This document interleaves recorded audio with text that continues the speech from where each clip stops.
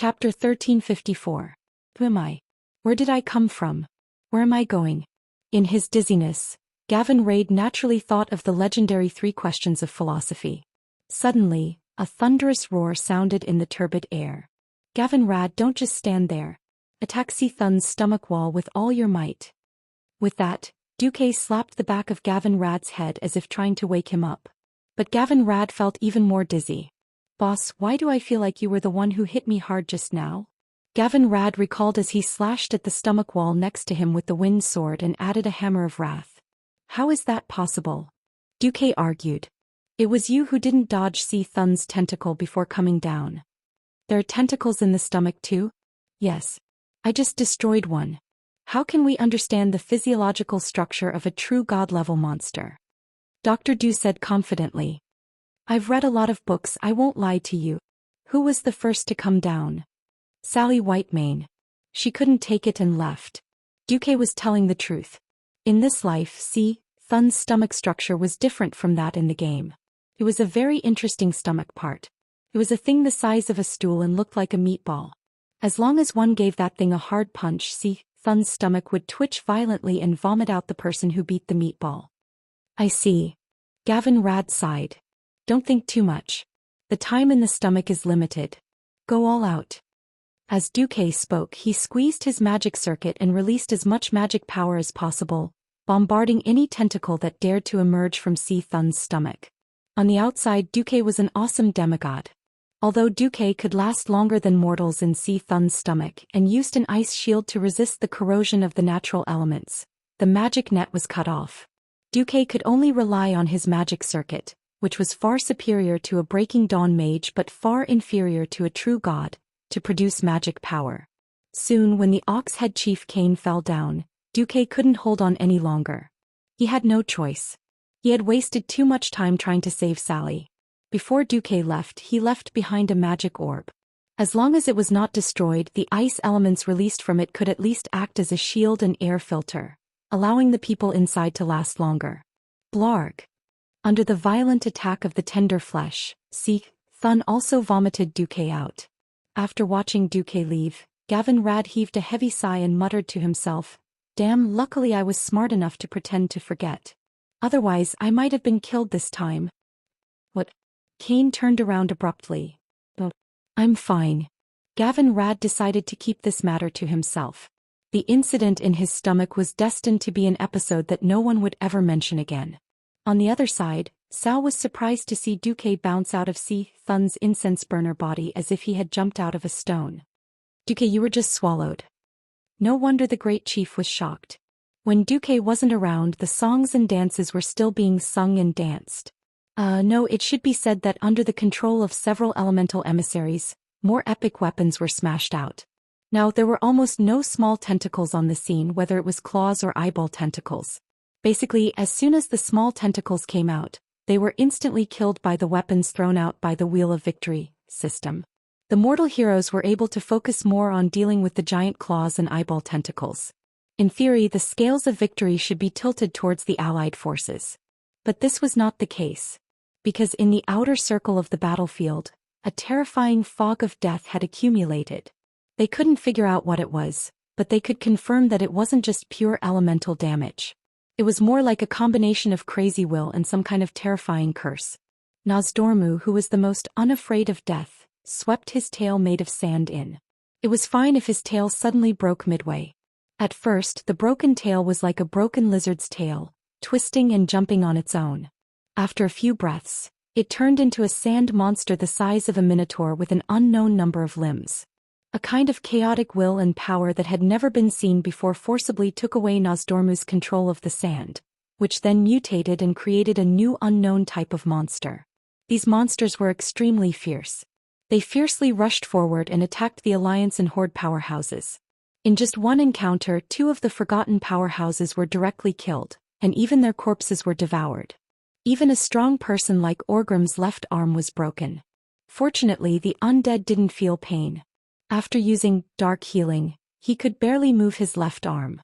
Considering that no one had the energy to disperse such a large-scale, tentatively called poisonous fog, the entire battlefield suddenly became crowded. From the initial radius of a large space of 1,000 meters, it quickly shrank to less than 800 meters. Obviously, the speed of shrinking was still increasing. It could be foreseen that in at most 5 minutes, the 4 dragon aspects would completely lose the space to move. Do you have any ideas? Alexstrasza shouted to Duque in the dragon's mental network. Our people will hit Si Thun's stomach. Theoretically, after a certain extent, Si Thun will fall into a short period of weakness. Then we'll go all out? Okay. But I hope that Xianxia will come too. As soon as the Red Dragon Queen's voice fell, 2 voices of opposition immediately appeared in the network. She's not qualified. She can't do it. The first voice was Malaiko's and the second was Nozdormu's. Obviously, Isra chose to be neutral. Alexstrasza seemed to be in a difficult position. As hardcore members of the Pantheon, the dragons had always fulfilled the duty given to them by the Titans, which was to protect planet Azeroth. They couldn't ignore the disturbance of the ancient gods. However, these ancient gods were existences that even the Titans couldn't deal with back then. In her opinion, the only way to destroy Si Thun's body and seal it again was to gather the 5 great dragon aspects in the Great Formation.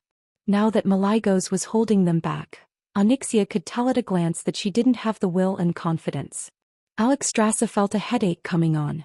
At this time, Duque suddenly said, "Xianxia, go. This is for me." The Black Dragon Princess immediately became decisive.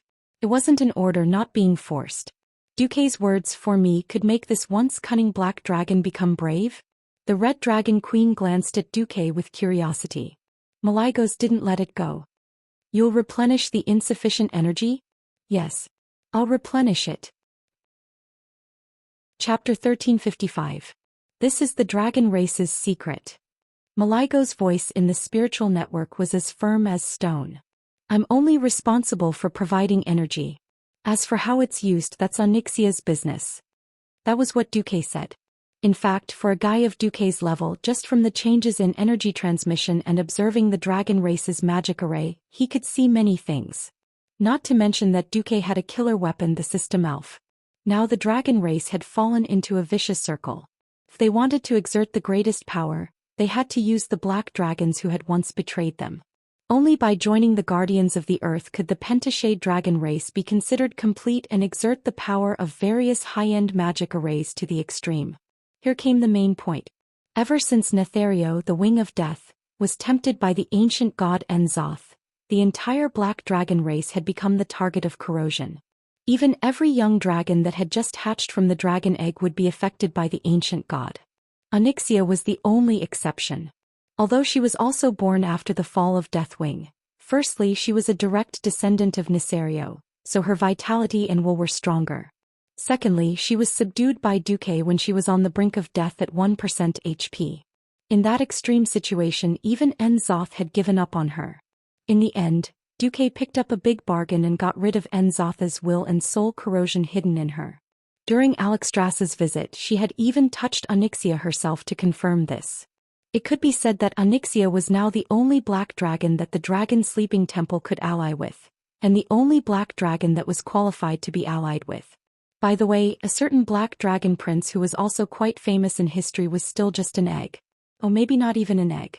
Because Deathwing died early, perhaps the poor guy known as the Black-Bellied Ratio would no longer have a chance to appear in this life. Speaking of which, since there was no choice, there would not be too much psychological burden. After Alexstrasza promised that if it didn't work, she would turn it into the 4 dragons formation, Malaiko's finally expressed his acquiescence with silence. After leaving the dragon race's spiritual network, Duque immediately looked at the data in the system prompt. In Si Thun's stomach he left not only an ordinary oxygen mask and a natural resistance shield, but also a small surveillance circle. It could monitor the condition of the tentacles in Si Thun's stomach. In theory, if history didn't trick him, Si Thun would enter a period of weakness after all the tentacles were knocked out. It was a rare opportunity to focus all their firepower. Any attack that hit Si Thun's body would cause more than double the damage. The timing was not easy to grasp. First of all, the scene must not be too chaotic. If the scene was too chaotic, it would be easy for a murder case to occur. If they could not even keep their lives, how could they talk about focusing fire?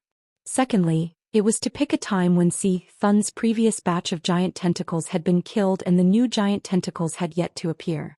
Finally, he had to dodge Si Thun's ultimate move. His kinetic death ray could instantly kill anyone it saw. Even Nozdormu, who was known to have the thickest skin, did not dare to take it head-on.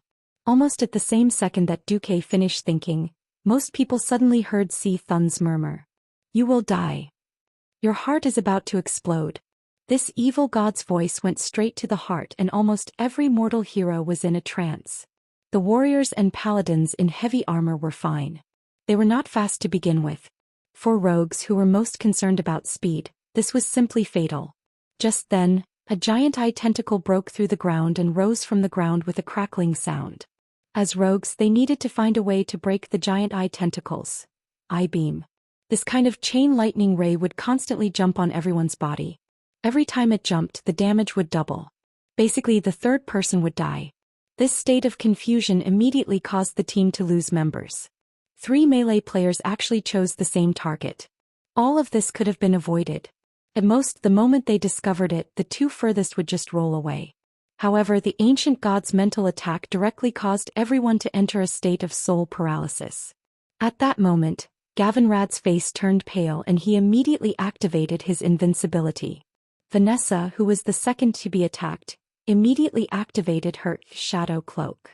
Although she was not immune to the ancient god's damage, it greatly reduced the damage she needed to take. The third one seemed to be a chieftain of the Forsaken. When the highly concentrated edge hit him, the people around him were shocked to find that his entire body had turned green. His body, which was no longer decaying because of the shadow power, suddenly turned into a human figure that seemed to be made of green algae. The next second, his entire body scattered on the ground like quicksand. Only the sound of epic-grade equipment clashing against the gravel could be heard. On the other side, Grom was also hit. He, who always fought first in every battle, became the target of the giant claw's tentacles in a brief pause. The huge tentacles wrapped around his entire body, trying to grind him to pieces. This furious attack could be said to have used up all of Grom's strength and courage. At this moment, he was almost standing in the same position as what Oro had said.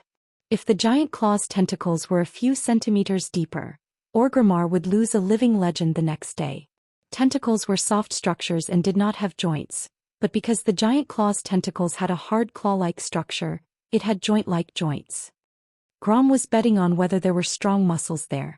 If he did not make the right bet, I've lived enough, Master Howl said to himself in his heart. Living enough did not mean giving up. He used his remaining right hand to grip the handle of the axe tightly, and with a sudden knee strike, he hit the joint of the giant claw. Crack! An armor of Mount Hygel's level was indeed extraordinary. The leg armor violently hit the giant claw's hard shell full of barbs. Fortunately, his knee was not pierced into a sieve because he used the warrior's unique Fury attack, which even produced an effect similar to Thunder Strike. This gave him a precious opportunity. Even if it was only for a short moment, Blood Howl perfectly hit the joint of the hard shell on the tentacles. The sharp axe blade easily cut through the thick tentacles as if it was cutting through butter. It was a pity that when he jumped down he did not pay attention to his feet. Although the heavy boots had thick metal soles, this could not stop a hard claw from piercing through the soles and into the surface of his foot. He felt that the entire sole of his foot was completely pierced, and the pain was so great that he was twitching. Even when he pulled his foot out as fast as he could, Theon's holy light flash was still quickly applied to his head. He still knew that for a long time he would not be able to use his signature jumping slash. At this moment, he suddenly saw the eyeballs in Si Thun's huge purple eyes begin to bulge. Everyone be careful, Si Thun is about to use Dark Flash. Chapter 1356. It seemed that Si Thun had also realized that fighting the wyverns was too much of a loss, and the combat power of the mortal heroes was unexpected. The mortals that it didn't pay attention to stopped its tentacles from harassing the 4 dragon aspects. Si Thun would definitely change this. More giant claws and tentacles emerged from the ground, and all kinds of tentacles entangled every existence that dared to resist its authority in their own way, regardless of whether they were small or not. Although the situation hadn't exceeded Duque's understanding of Si Thun, Duque knew that the so-called strategy could be thrown into the toilet and washed away. The number of tentacles was completely wrong, like AF * King Forest. The most exaggerated thing was that the natural elemental magic in the surrounding air had increased exponentially. In contrast, the three most traditional elements of ice, fire and arcane magic in the pharaoh were repelled to the greatest extent. Thun was crushing all of the pharaoh, including Malygos and Duque, with his true god-level power. This was its lair, and it was in charge of what kind of place it was. Malygos was furious. This meant that if he wanted to play magic he would have to downgrade to the Breaking Dawn level. This was absolutely humiliating for him, who claimed to be the only ruler of the magic world. He immediately made a decision to give up the magic he was best at and instead pounced on Thun, biting and chopping off every tentacle that belonged to Thun. Not far away, Duque could clearly feel that at this moment, the laws of magic that all mages were familiar with were being forcibly distorted, leaving him in fear. Thun's chaotic and violent power was descending, and its irresistible power was dominating and taking over everything. Duque could hear the sound of the magic net collapsing in this area. The shattering sound in the soul's vision was even more unsettling and frightening than the earth-shattering roars in reality. Moreover, the magic net was the main part of Duque's main city as a god. The collapse of this part of the magic net was tantamount to cutting off at least 30% of Duque's strength in one go.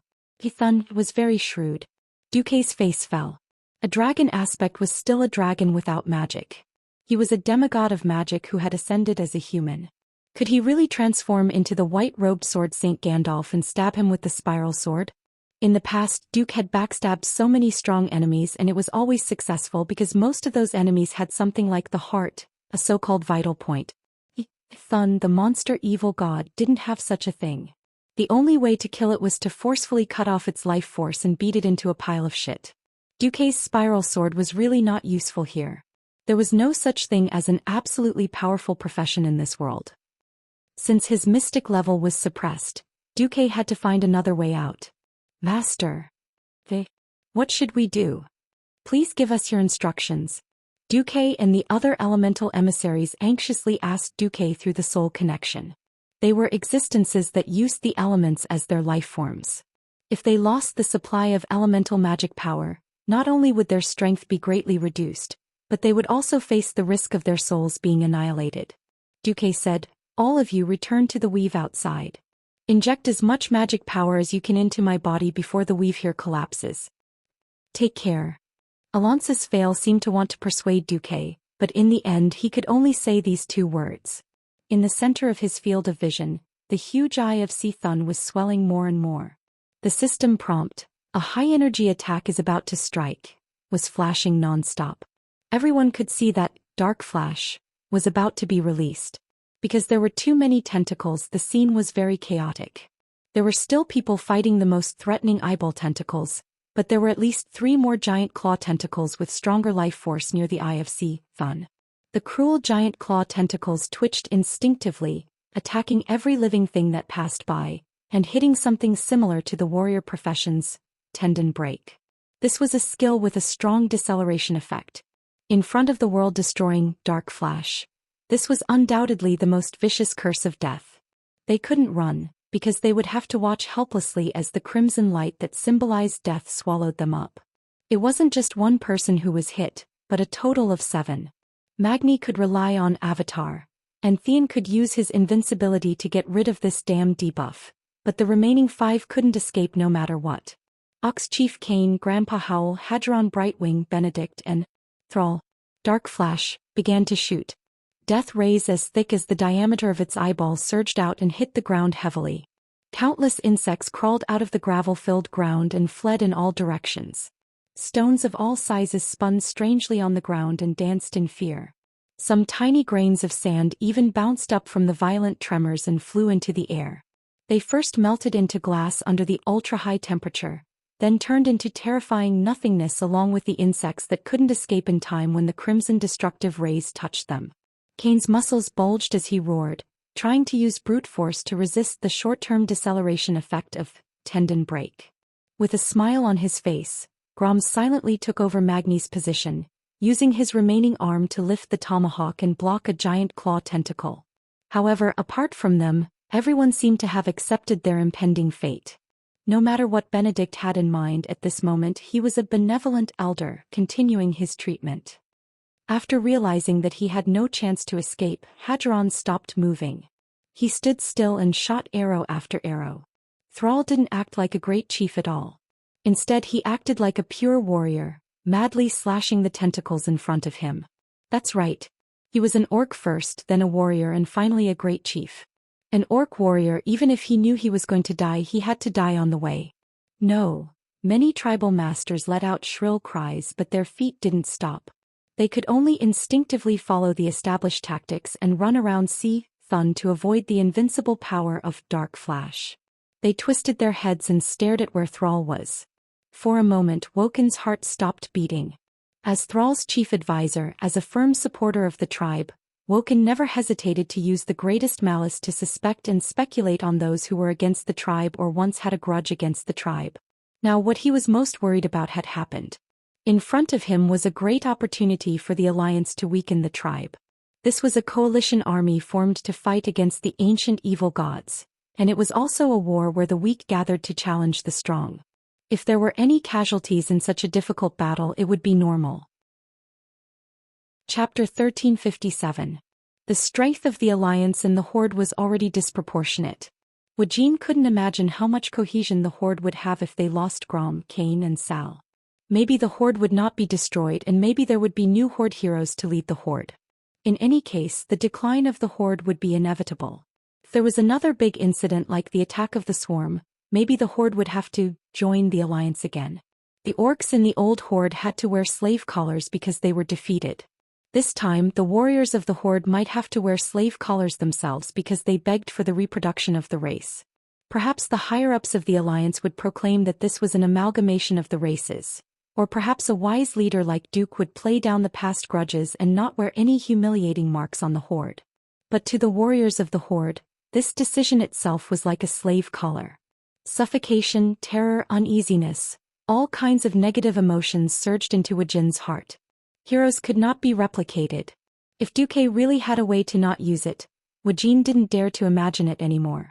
The first landing point of the Dark Flash was far away from Duke. According to Thun's current rhythm of sweeping 180 degrees clockwise in a semicircle, Duke only needed to lift his legs and run 2 steps to reach the safe zone. The shock of the Horde's powerhouses fell into Duke's eyes. He didn't say a word and watched this scene coldly. Duke knew that as the biggest core of the Alliance's formation, his every move would be a signal. It could even be said that if he ordered to clean up the Horde first, except for a few upright people like Tyrion Fordring, most of the Alliance's powerhouses would be happy to immediately turn around and eliminate the unstable factor of the Horde first. Even if the Alliance and the Horde had cooperated for the 3rd time in the Battle of Calamity, Mount Hyjal, and the Battle of the Swarm, presumably no one would forget the hatred between the Alliance and the Horde.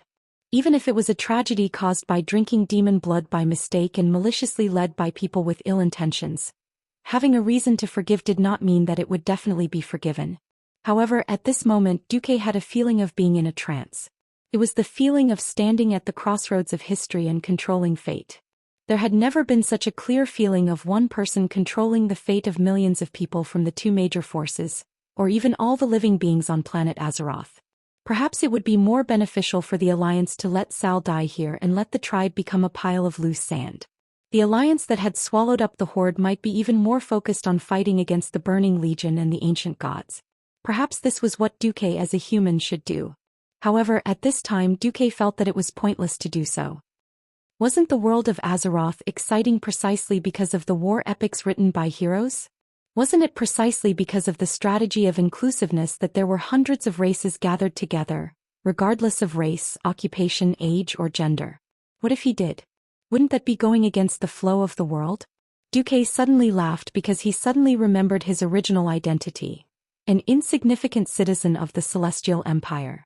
Since such a large Celestial Empire could be inclusive of 56 races, why couldn't the leader of a small alliance with only tens of millions of people do the same?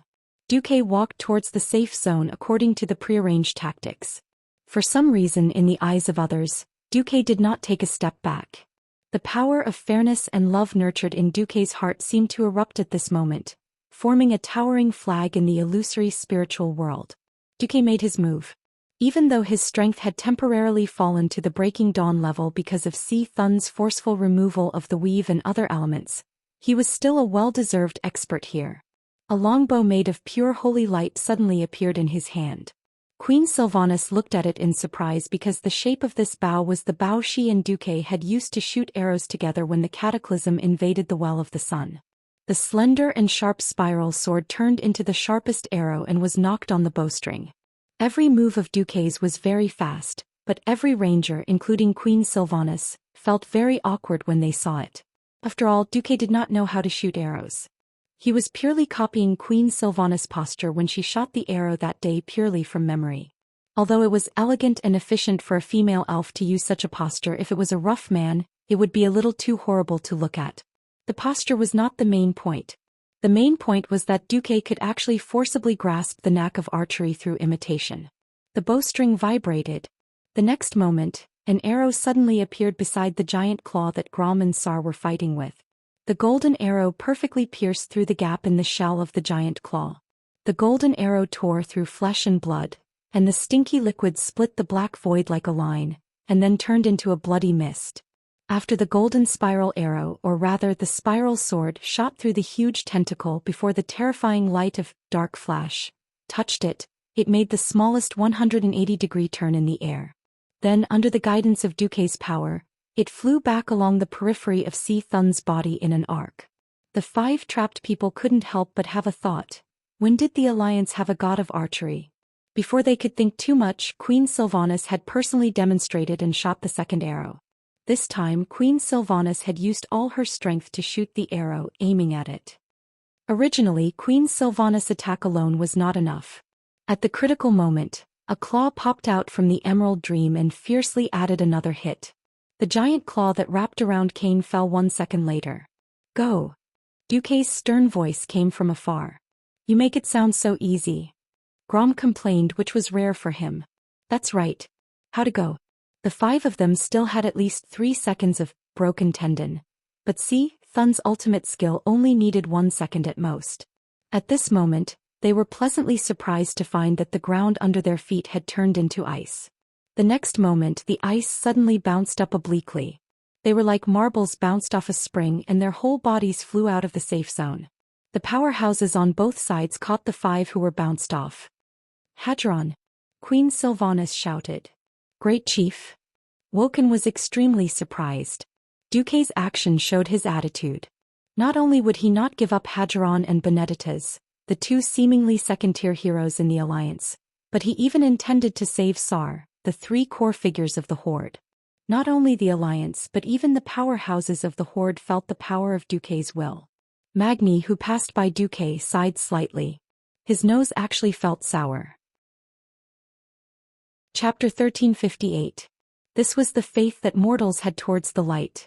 The young man named Duque, his country and his companions had unknowingly surpassed Thoradin the Great, who had been revered as a saint for 2,800 years because he had teamed up with the High Elves to expel the Trolls. He had walked to the forefront of the era. Magni sighed. If the many living beings in Azeroth could survive, perhaps the name Duke Marcus would become an eternal legend. William happened to be running near Magni and suddenly asked, Uncle Magni, can I really become a great leader like Uncle Marcus in the future? Magni laughed. In his God's Descent state, he ran with big strides and laughed heartily. Silly boy. There is only one Duke Marcus and there is only one William Wrynn. Moreover, mortals are mortals and gods are gods. Before you have the ability to step into the divine realm, why do you care so much? You're just asking for trouble. William was stunned. Suddenly, the confusion that had been stuck in his heart for a long time was solved. Yes, every existence in the world was unique. No one would be a degraded copy of another. William was William. As long as he did his best and had a clear conscience, it would be fine. Moreover, if the gap was too big, he would lose the heart to catch up. Mortals were destined to look up to the divine realm. On the other side, Thrall, who had been saved, looked at Duque with an incomparably complicated expression. Logically speaking, he should hate Duque. It was precisely because of this man's incomparably outstanding and even era-transcending wisdom that led to the defeat of the old tribe and caused hundreds of thousands of orcs to become slaves. He who hadn't personally participated in the Battle of the Dark Portal and World War II, could shout, "Orcs will never be slaves," without hesitation. This heroic statement might be praised by the tribe for thousands of years, but he couldn't say half a sentence like, "Duque, I hate you." Resentment? Perhaps. But at this moment there was more admiration. While running, Thrall's mouth that was full of fangs squirmed for a long time before he asked, "Why? Do you think it's because we are true allies? Did we swear to protect each other? Or do you mean that I'm a good person, a great saint?" Duque smiled. "Neither." Thrall suddenly gritted his teeth. "Orgrim told me. You had personally ordered assassins to assassinate me when I was still a baby. He's just a weak baby." For a moment the experts on both sides almost suspected that Sal was going to fight with Duque. Duque's tone changed and his words became sonorous. "I never intended to deny it. At that time a completely destroyed tribe was more beneficial to the Alliance. If I was in power at that time, I would have slaughtered all the captives of the tribe, just like how the tribe slaughtered all the civilians in every human village in the Elven Forest." The air suddenly froze. Sal did not know how to continue. At this moment, Duque's facial muscles suddenly softened. But that's all in the past. The current relationship between the Alliance and the Horde had nothing to do with justice, pity, or hatred. Allies? The benevolence of a saint? Sorry, of course I won't say such superficial words. If you have to ask me for an answer, I will tell you that this is the need of the world. The need of the world. Sal was a little confused. Don't worry. If I choose to attack the Horde one day, it will be because the conflict between the Alliance and the Horde cannot be reconciled, and I will do it at least 3 days after the Horde receives the official declaration of war. Perhaps one day in the future I will kill you and perhaps you will kill me. In this world where even the Titans who are known as gods can fall, nothing is immortal." Duque's words were shocking. Not only Sal but all the experts of the Alliance and the Horde around him lost the ability to speak. "Please remember. You and I may fight each other and die a violent death. The forces you and I represent may tear up the Alliance and become enemies. But not today. Yes, not yesterday. Maybe tomorrow. But not today. Not today." This sentence itself contained a mysterious attitude. An attitude that could make both sides feel relieved. Maybe tomorrow they would become mortal enemies again, but not today. Maybe tomorrow they would perish, but not today. There might be a lot of bad luck and misfortune in the future, but definitely not today. Today was destined to be a memorable day for mortals. Because today would be a great victory day for mortals and demigods. Because today would be the day of victory for the allied forces of many races to overthrow the dark ancient evil god Thun. Sarl laughed loudly and waved the burning hammer of destruction. "Haha. Duke Marcus. I admire you, let's go together. Kill this disgusting guy." Duque also smiled and waved the spinning golden sword in his hand. "Huh. Sal, I also admire you and I used to want to kill you." But not only Sal and Duque, but even the experts of the Alliance and the Horde who heard the conversation between the two big shots shouted in unison. "Not today." When Thun's dark flash drew a 180-degree arc and stopped helplessly without any success, the experts of the Alliance and the Horde burst out with the greatest enthusiasm and combat power, bravely pouncing on their targets. The space that could be moved around shrank once again. The 4 dragon aspects and a slightly smaller black dragon with Thun as the center occupied an average of 5 directions. Duque's words were also heard by the 4 dragon aspects. Alexstrasza and Isra nodded at Duque. They agreed with his words. Nozdormu was deep in thought. Only Malygos was still unhappy. Perhaps in the future, it will be difficult for so many dragon aspects to gather together to deal with the ultimate evil. Regardless of whether we have conflicts with each other, I still want to say, not today. Yes, today was a day to work together. Tomorrow's conflicts would be dealt with tomorrow. Malygos spat fiercely and finally nodded at Alexstrasza. Every battlefield in the hall was ignored by the dragons and Duque, and all the tentacles were left to the mortals to deal with. Only the heads of the dragons were left. The dragon's head was ferocious and uneven. The dragon's eyes emitted a blazing light, and the fangs that were slightly exposed were glowing fiercely.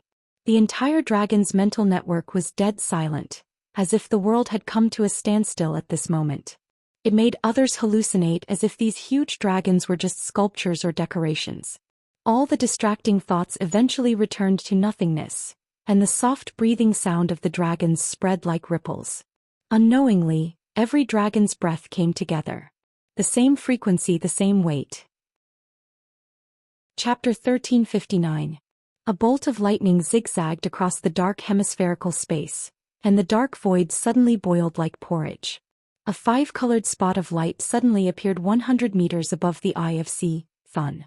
Like a falling stone hitting the mirror-like surface of a lake, a circle of ripples appeared in the air, and the five-colored circle spread out to a radius of at least 500 meters. Even the poisonous circle summoned by Thun was forced to retreat. A soft woo-woo sound was heard. This is... Kalia's voice was a little cautious. I know. It's the Dragon Clan's formation, right? Jaina was a little excited as she watched this scene happen. Every powerhouse in the fierce battle noticed the changes above their heads. Their movements were a little distorted due to excitement, and most of them took the time to look up, but they had to retract their gaze and focus on the battle. Not everyone had the spare time to appreciate the huge shadow that gradually emerged from the five-colored circle of light. It was a majestic palace. It was silver-white, inlaid with gold-edged carvings everywhere, with complex and thick Greek-style columns, and a holy palace covered with snow. However, this temple was upside down. It was as if it formed a mirror image of Thun on the ground. When everyone saw the towering temple gradually transforming from a shadow to reality, and saw those translucent illusory ancient dragons wandering around the inverted temple, they finally realized what kind of palace it was. It's the Dragon Slumber Temple. The dragon aspect actually summoned the Dragon Slumber Temple. The sudden appearance of the strange temple finally affected the entire battlefield, and even Thun could not help but turn his huge eyes to stare at the uninvited guest that suddenly broke in from midair. More and more colors of light flickered in the dark void, like the light of stars twinkling. Every time a five-colored light flashed, a mighty and majestic dragon with shining scales was left behind. Red dragon, blue dragon, green dragon, bronze dragon, and even the legendary black dragon that had left the Dragon Slumber Temple. These illusory dragon projections pushed aside Thun's poisonous fog and completely spread out over the dark hemispherical space with a radius of 1,000 meters. After the light flickered, a vast sea of dragons appeared in the sky. Every dragon was glowing with holy light. It even seemed like a titan in the pantheon was standing at a higher place among the dragons, looking at the twisted and hideous Thun with a majestic gaze. The battlefield was silent for a moment. In the next moment, a clear and melodious dragon roar resounded throughout this dark underground world. In the north, the Red Dragon Queen raised her head high and spoke in Draconic. In the name of the Titans of the Pantheon, I, Alexstrasza, swear to lead the Red Dragon race to protect the purity of life on planet Azeroth. The alarm in Thun's heart rang. In just a moment of daze, it discovered that it had lost control of part of the corrosive evil divine power around it. His connection with the divine powers had been severed. Originally, he relied on the corrosion star soul to forcefully extract the life force of the planet, allowing him to become an existence that even the Pantheon Hall couldn't deal with. At this moment, it found that its control area in the crust was invaded by a ball of green flames. It was clearly like a ball of raging flames, but it allowed the underground space that had been exhausted due to its excessive extraction of power to show life again. Swoosh, swoosh, swoosh. The entire depths of the crust swayed gently. Then Malygos, Nozdormu, and Isra made their oaths one after another. Under the witness of the sleeping dragon temple, each oath would deepen the bond between the dragon aspect and the planet, making it stronger and more able to evoke the resonance of the will of planet Azeroth. It could be said that the Guardian Oath was the source of the dragon aspect's power. Malygos mobilized the elements of this world. Nozdormu consolidated the time and space lines of the planet. Isra eliminated the evil dreams, wills, as much as possible. Under the witness of the sleeping dragon temple, each oath would deepen the bond between the dragon aspect and the planet, making it stronger and more able to evoke the resonance of the will of planet Azeroth. It could be said that the Guardian Oath was the source of the dragon aspect's power. At this time it was Onyxia's turn. If she had a choice, Alexstrasza did not want to put this weak-willed junior last. That was because the pressure on her was the greatest at the beginning and the end. It couldn't be helped. The will of the planet started with living beings and ended with the Earth as the carrier. Who asked the original Nesario to be so powerful? The father had fallen, and the daughter had turned from a traitor to a loyal subject. How strong could her will be? There was no way to fake it in front of the will of the planet, so Onyxia's oath sounded very spineless. In the name of the prophet of my lord's fate, the demigod of the Azeroth weave, Duke Marcus I Onyxia, am a dragon that obeys the will of my lord. In accordance with the guardian will of my lord, I will protect the land of Azeroth. Weak. Very weak. You're so weak, aren't you? She did not have her own will at all. Even in her declaration she only claimed that she was a pure thug. What she meant was, I'm just a worker. Don't look for me if there's nothing important. Even if the sky falls, my lord will hold it up. Alexstrasza and Isra rolled their eyes when they heard this. The other two didn't look happy. Nozdormu bared his teeth and Maligos spat. Onyxia ignored them all and pretended not to hear. Anyway, protecting the world has nothing to do with me. I'm just a slacker. I'm forced to be a mount because I want to live. I'm being ridden day and night because I want to live. If the side of justice is the victor, I don't mind being the messenger of justice. Her oath was weak, so the response given by the will of the planet was naturally weak. It was on a completely different level from the previous 4 dragon aspects. If Duque had not held the line at the end, the Red Dragon Queen would probably have announced the change to the 4 dragon formation. Duque stood at the junction of Onyxia's neck and back. His feet seemed to have grown roots as he stood firmly on the shiny black dragon scales.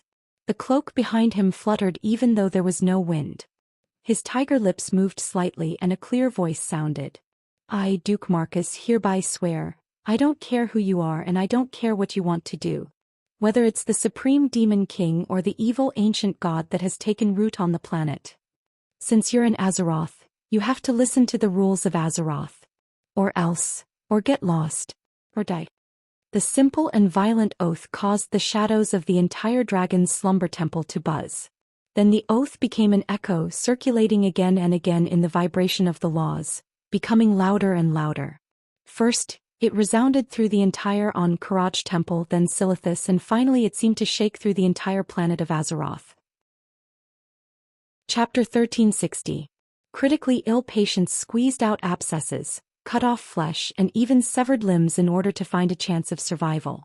It was like a patient with advanced diabetes who knew that his leg had rotted, but was still unwilling to amputate it.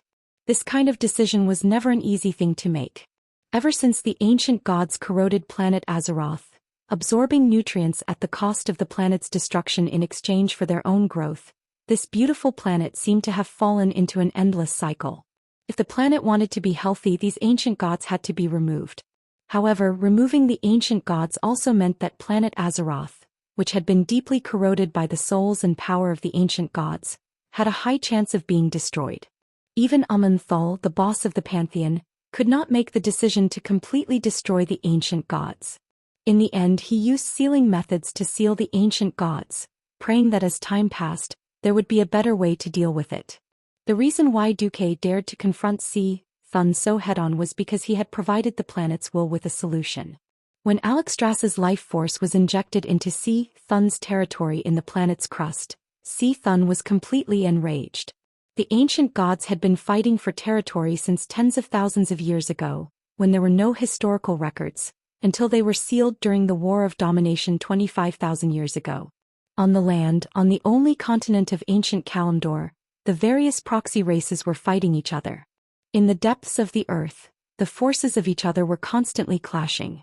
Alexstrasza, with her mere demigod body, rushed in with that little power, and purified the entire territory of Thun, bringing vitality to such a vast area. This was as ridiculous as using a drop of water to purify a large bottle of ink. Thun was really angry. The turbid and evil underground world was like a triggered trap, operating rapidly. From the layers of seemingly ordinary rock formations. From the quiet and peaceful underground river. From the unexpected cracks and holes. Countless forces were used, finally forming an unimaginably huge mass of polymer. If Alexstrasza's power was a pool of pure water, then the huge figure of the evil divine power that gradually emerged was a deep pool that could not be purified. In the crust there was an incredible landscape everywhere. The infinitely distorted evil will and corrosive slurry constantly mutated in the huge underground space, forming a chaotic landscape of eternal change.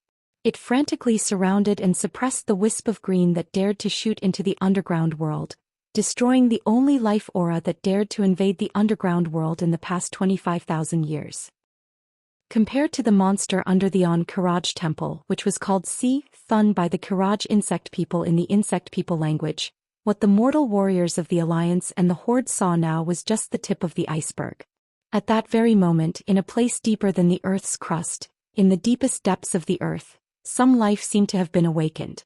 Not only Si Thun's mind and divine power amalgamated in the Earth's crust, but even the coalition soldiers far away on the surface clearly felt a chilling anger gushing from the deepest part of the Earth. This is... Alexstrasza was stunned. At first she didn't understand why Duque wanted her to send 30% of her power into Si Thun's nest. Now she understood a little. The magma was hot enough to destroy everything. Every living planet had its own active liquid core, a large part of which was magma. With the movement of the Earth's crust, the planet would always vent the excess energy deep in the Earth's core in the form of volcanic eruptions from time to time. In Azeroth, the most typical place was the Ungoro crater. It happened to be the intersection of the two continental plates. What Duque did was actually to remind the hazy will of the planet that it could make its own eruptions slightly deviate. Yes. While Alexstrasza was luring Si Thun's power together, she could directly spew magma from the depths of the Earth's core and annihilate Si Thun's main force. Now it seemed that this idea was successful. Si Thun's simple thinking allowed Alexstrasza, with her mere demigod power, to complete a feat similar to using a fishing rod to lift a whale. Hundreds of millions of tons of lava sprayed at high speed onto Si Thun's divine power polymer in the Earth's crust, and Si Thun in the Karaj temple suddenly let out a shrill cry. With this as a signal, Theon, who was in his stomach, raised Ashbringer high up and slashed down with all his strength. In the eyes of every hero who was fighting fiercely, Si Thun's body expanded by at least half its size, lightning flashed in its body, and every eyeball tentacle that squeezed out of the ground randomly released lightning similar to eye edge. Its huge and hideous and twisted body became astonishingly bright, giving off a strange sense of transparency. At the same time, it gave people a premonition that it would collapse at any time. An ancient god was indeed an ancient god. Si Thun was indeed a super boss that destroyed countless guilds in the early versions of World of Warcraft. Even though the largest group of divine power in its nest continued to be destroyed, in a situation that was almost equivalent to a human's heart being pierced, it still didn't die immediately. Instead, its ferocity was aroused. A huge tentacle that was twice the size of an ordinary giant claw tentacle drilled out of the ground and fiercely swept its claws at the place where the mortal heroes were the most concentrated. Just lying on the ground, the tentacle was nearly 2 stories high, and it swept over with the momentum that could sweep an entire street with one blow. Such a wide area of indiscriminate attack made all dodging meaningless. The plate armor with higher defense showed its true value at this moment. The paladins and warriors wearing heavy iron cans could at least be hit like flying balls. An undead thief was smashed into pieces the moment it was hit. The other lich's blue and white ice barrier had just lit up when, in the next instant, the high-density ice elemental barrier couldn't withstand the powerful attack, and the entire ice block exploded with a blazing white light before shattering with a loud bang. Not only the ice block but the entire body of the lich along with the ice block shattered into powder-like small pieces, annihilated in this dark underground space.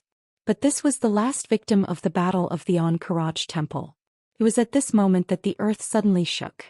Apart from Duque and the will of planet Azeroth, no other existence discovered that after the underground magma destroyed the largest mass of divine power of Si Thun, it once again gathered in a whirlpool in one direction. In the center of the whirlpool, after the dark red light had accumulated to the extreme, it suddenly lit up and burst out with a brilliance that was no less than the sun's rays. With a loud boom, a fiery red pillar of light burst out from the ground where Si Thun's base was located. This lava spike was like a red-hot fork piercing Si Thun from the bottom up in the blink of an eye. It was like a kebab with a piece of meat on it held high. Without even half a second of hesitation, the 5-color guardian dragons activated the Dragon Slumber formation, and the illusory dragons injected their own dragon breath into the inverted Dragon Slumber temple. A brilliant five-colored brilliance suddenly rose from the temple, and from top to bottom, it blasted into Si Thun's big eyeball. It was an amazing scene that countless mortals would never have the opportunity to see in their lifetime. The dazzling brilliance in the underground cave radiated in all directions, not only dispelling the surrounding darkness, but the brilliance was also like the dawn, washing away the darkness. Even the light penetrated through the thick rock layers, bathing the entire Silithus desert in this light. Hundreds of thousands of coalition soldiers were fortunate enough to witness the last moments of a true evil god. The remains of Si Thun, which had been rushed into the air by the lava fountain, welcomed the final blow of Alun, the goddess of the moon. A burst of starlight and moonlight flashed. Immediately, the entire disgusting mass of meat began to fall apart like a sandcastle blown away by a gust of wind. Then, in the blink of an eye, an immeasurable amount of power of heaven and earth broke out of Si Thun's body, even tearing his body into pieces, turning it into a bloody mist that filled the sky, dissipating in the almost never-ending desert storm of Silithus. Chapter 1361. I, Duke Marcus, in my capacity as the Supreme Commander of the Alliance, declare. I, Sal, in my capacity as the Chief of the Horde, declare. Two voices, in different languages, simultaneously synchronized in every magic communication channel and broadcast on every magic loudspeaker. The cruel ancient evil god Si Thun has been defeated by the combined forces of the dragons, the Alliance and the Horde. The moment the two broadcasts stopped, there was a very brief silence, as if a god had come and zipped everyone's mouth, forbidding them from speaking. After a short pause, the gears of time began to turn again. In a flash, loud cheers erupted in every corner of Silithus at the same time. In the emotionless desert, it seemed that every grain of sand was instantly heated up by the enthusiasm of the people, and even the air was boiling. Ah, dead. Dead. Who asked you to show off? What ancient god? To hell with it. Bah. Bastard, can you see it in heaven? I, your father, have avenged you. Who was laughing and celebrating? Who was crying sadly? The news of Si Thun's annihilation spread throughout Silithus in the shortest amount of time, as if it had grown wings. Then through magic it spread to Theramore and Orgrimmar, which were thousands of miles away. It crossed the endless sea and reached the Eastern Kingdom.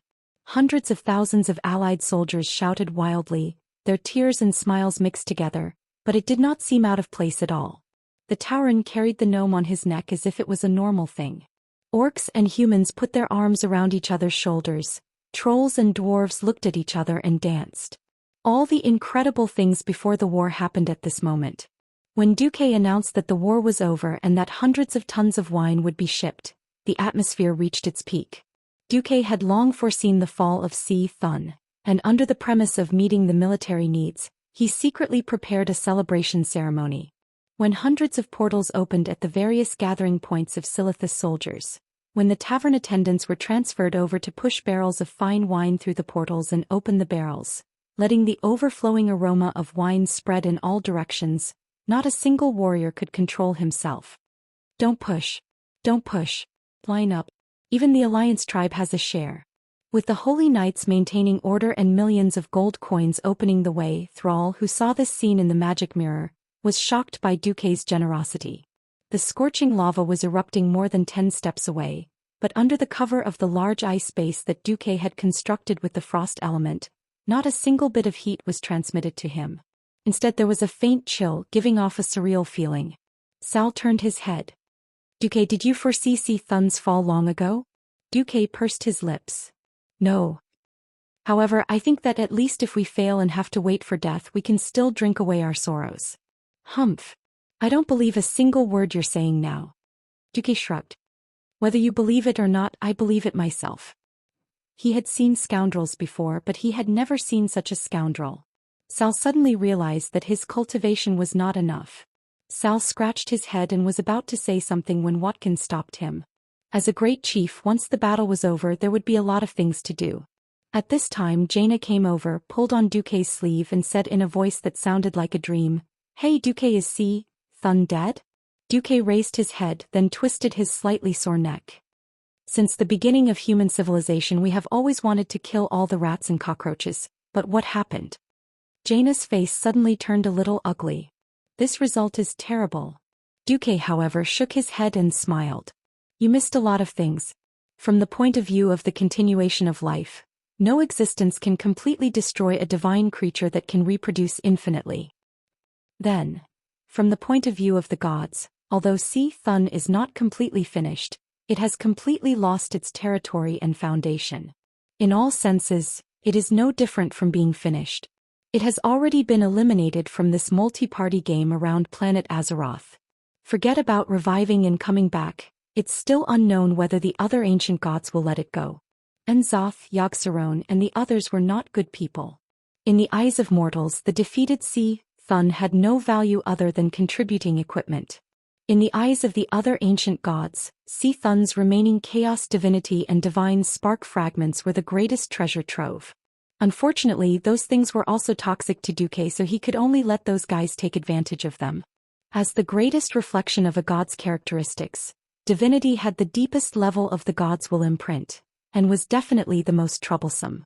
Although Duque could purify those divinities, it was extremely not cost-effective. This was like extracting beneficial substances from a pile of feces. In theory there were drops, but who would be willing to extract them? How much effort and energy would be wasted? This was a big problem in itself. As for the divine spark fragment, this thing was the upper limit of divine power that a god could contain. In theory it was also a good thing, but Duque still politely declined it. Because the direction Thun was going was not in line with Duque's. A small corrosive element in Logia? What the hell was that? Duque did not need those things. What Duque really wanted was... Suddenly, in the underground space that had been blown open, everyone felt an inexplicable throbbing. Whether it was the mortal heroes or the guardian dragons that were supposed to be high and mighty, they all raised their heads one by one. Suddenly, they felt that they had temporarily lost contact with the power that they were familiar with. What was reflected in their vision was a still world. The wind was still, and every grain of dust that was blown by the wind was still in a spinning position. There was neither the agitation of the elements, nor the passage of time. They watched the faint light of the sun pouring down from the hole in the dome, and it was a warm scene. The sudden sense of loss after losing their powers did not bring them panic. The biggest reason was that a sense of tranquility and warmth filled their hearts. That was the feeling of a mother. The next moment time seemed to flow again. Everything in the world seemed to be in high spirits because of the arrival of a will. To be precise, it was not a single will. It was more like an amalgamation of countless wills. Some were living, some were determined to be dead by mortals, and there were also many wills of wandering souls. All the wills gathered together, forming a relatively unified will. At this moment, this will said a sentence in the common language. Thank you, Duke Marcus. Then this will disappeared without a trace. Phew. Duque let out a long turbid breath. This is what I wanted. Chapter 1362. What kind of existence was a planet's will, or commonly known as a star soul? This was a very general topic and no one could explain it clearly. Duque had read countless ancient books in Karazhan, but there were not many records about the planet's will. Obviously it was not the only case that planet Azeroth had a will. In some cases, the planet only had a very vague concept of survival. However, Duque noticed that there were traces of a star soul on a planet that Medivh had personally set foot on. Unfortunately, that star soul had been defeated and perished in the face of the Burning Legion's invasion. The most crucial part of this record was that at the last moment the star soul had fought for survival, or perhaps it was for the most thorough resistance. It did something that seemed exaggerated but Duque felt was reasonable. The star soul had bet everything on a mortal hero. That guy was like a lottery jackpot, obtaining a full set of luxurious equipment, including 3 middle-grade artifacts in just a week. Then that guy became the otherworld's version of Long Outyen, forming an army of 1 million people in a month to fight against the Burning Legion. Unfortunately, it was unknown whether the star soul itself was too weak, or that the otherworld's Long Outyen was not talented enough. Anyway, after that guy killed 2 high-level Void Lords in one go, Archimonde directly attacked and smashed him into pieces. A vigorous war of resistance also ended with the victory of evil. Planet Azeroth was valued by the Pantheon, and there was definitely a reason why the Titan boss Amon, Thul did not hesitate to let those blind ancient gods go to protect planet Azeroth. Perhaps if Duque had transmigrated a little later he would have known about this history in the later versions of the game. The problem was that there were no ifs in this world. One day, Duque's brain would run out of information about transmigrators. Then when faced with an unknown fate the best choice was to strengthen himself. Duque did not know if the planet's will would reward him for helping planet Azeroth kill Thun, or how much it would give him. At the very least it would be good to have a good impression of the planet's will. What if it gets excited or anxious and wants to find some demigod hero to pass on his peerless skills to me, Duque? I don't mind being Zhou Xian. Of course, as a transmigrator and a newly advanced demigod with a brain, Duque would never put all his eggs in one basket.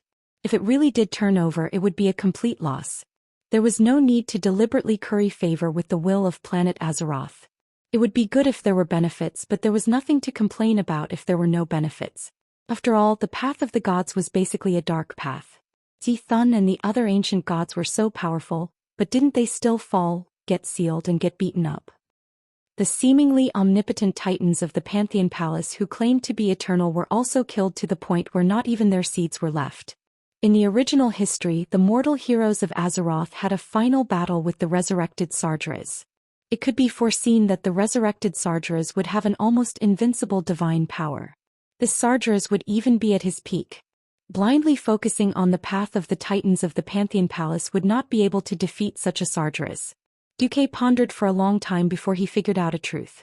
Now, the various powers that the mortal heroes of Azeroth had mastered, such as the anger of the warriors, the energy of the thieves and the magic of the pharaoh.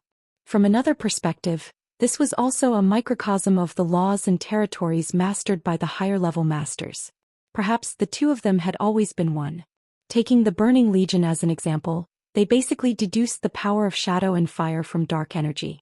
On this basis, the Eridar warlocks appeared, and then there were the so-called Death Knights and Demon Hunters and other branches. If one used the weak and one-sided power system mastered by mortals to work backwards, they might eventually be able to trace back to the origin of the power of this universe. From Duque's point of view, this was the most reliable and practical path to the pinnacle of power. This path seemed to take the longest detour, but it was the most dependable, and one would not be fooled by the so-called predecessors. It was a pity that the way to embark on this path was to keep trying. Just like the scientists before he transmigrated, they would constantly face failure in almost endless attempts, and then learn from each setback, constantly perfecting themselves and finally open the door to the pinnacle of power in the universe. To find such a key in this vast universe was not a chore that could be described with the word difficult. To be honest, even Duque himself was not confident that he would succeed. But he could already predict what the future would be like. Either he could directly surpass the limits of the world, dismantle the distorted void and beat up Sargeras. Or, actually, the upper limit of the power system of Azeroth was very high. Even if it did not work out he could go with the flow and convince Xing Hun to release the upper limit of power in advance, and nurture a large number of demigods in advance. At that time a large number of demigods would be wearing full sets of divine equipment. That glorious orange light, even if they could not fight, could frighten the Burning Legion's Void Lords to the point that they could not take care of themselves. But if he were to take this path many would still have to train. At this moment, after confirming the fall of Thun, the 4 dragon aspects, led by Xianxia, turned into human forms and walked over. The Red Dragon Queen circled one hand around Duque's neck, and without a care in the world she stuck Duque under her armpit. Oh Duque boy, we really look at you in a different light. I didn't expect you to be able to support the Wormrest Matrix through Onyxia, and even communicate with the will of the planet. Actually, the Wormrest Temple has a dragonification spell, are you interested? Get lost. I'm doing well as a magic demigod for humans and elves. I'm not going to be your subordinate. And that thing can at most turn a human into a half-dragon, right? It's useless. No. It's very useful, at least I can see you with a tail growing out of your butt. Damn, what kind of bad taste was this? Alright, seeing that Xianxia had used the dragon's peak to stare at his face, he felt quite good, so a gentleman like Duque decided to bear with it. Thank you again, Duque. Isra came up and politely bowed to Duque. You're welcome. If you could control the more radical druids I would be very grateful. Duque glanced at Fandral Staghelm who had been acting like a bystander throughout the entire process. Since Tyron was unwilling to attack this fellow, Duque could not directly attack him. But Duque was quite willing to give Fandral some trouble. I will. Although Isra did not quite understand, he still agreed. Chapter 1363. According to the knowledge of the Night Elf Druids, the Druid doctrine originated from the demigod Cenarius. The forest demigod Cenarius was the embodiment of the natural life essence of Azeroth. Very few people knew of the deep relationship between Cenarius and the Emerald Dream Dragon Queen Isra. In many people's impression, the two were lovers, but in reality, Isra was Cenarius' adoptive mother. Giving Fandral a little trouble was just that. Duque did not have the mood to deal with Fandral Stackhelm. After all, with Fandral's status, it was no longer worth Duque to deal with him personally. The dragon aspects were all very busy. It was already very rare for Duke to make use of the time difference to get them to help him out. Protecting planet Azeroth was a mission that was branded into their souls. Unless their entire dragon soul was corroded like Nesario, that sense of mission would naturally drive them to fulfill their duty of protection. Don't let me find out that you're abusing magic. Malygos still disliked Duque no matter what. Seeing as they had fought Thun to death together, Malygos was already giving him face by not flaring up on the spot. Alexstrasza was just about to say something, but Malygos had already waved his hand, opened a portal and ran away. Sorry, he's just like that. The Red Dragon Queen was a little embarrassed. It's fine, I'm used to it. Duque looked in the direction where Malygos had disappeared and took a deep look. The second to run was the Bronze Dragon King. I'll look for you if there's anything. Yes, if you collect those bugs, remember to take care of them. If they run to the Tan-Aris Desert again, I'll hold you accountable. Nozdormu was very straightforward. He turned into a cloud of yellow sand and disappeared in the open space. This time, Duque touched his nose, a little embarrassed. Duque noticed that in the system notification, there was a message about the Kiraji twin emperors looking for him. In the fierce battle with Thun just now, Duque naturally eliminated all factors that would interfere with his battle. The affairs of the magic net were all handed over to Karthika. Everything else was even more, don't look for me if there's anything and don't look for me if there's nothing. Now that a bunch of deities were pulling him aside to talk, he had no time to care about them. The remaining two female dragon aspects were easy to talk to. Duque, I really have to thank you this time. Isra, with her eyes closed, gave Duque the impression that she was a gentle girl no matter when he looked at her.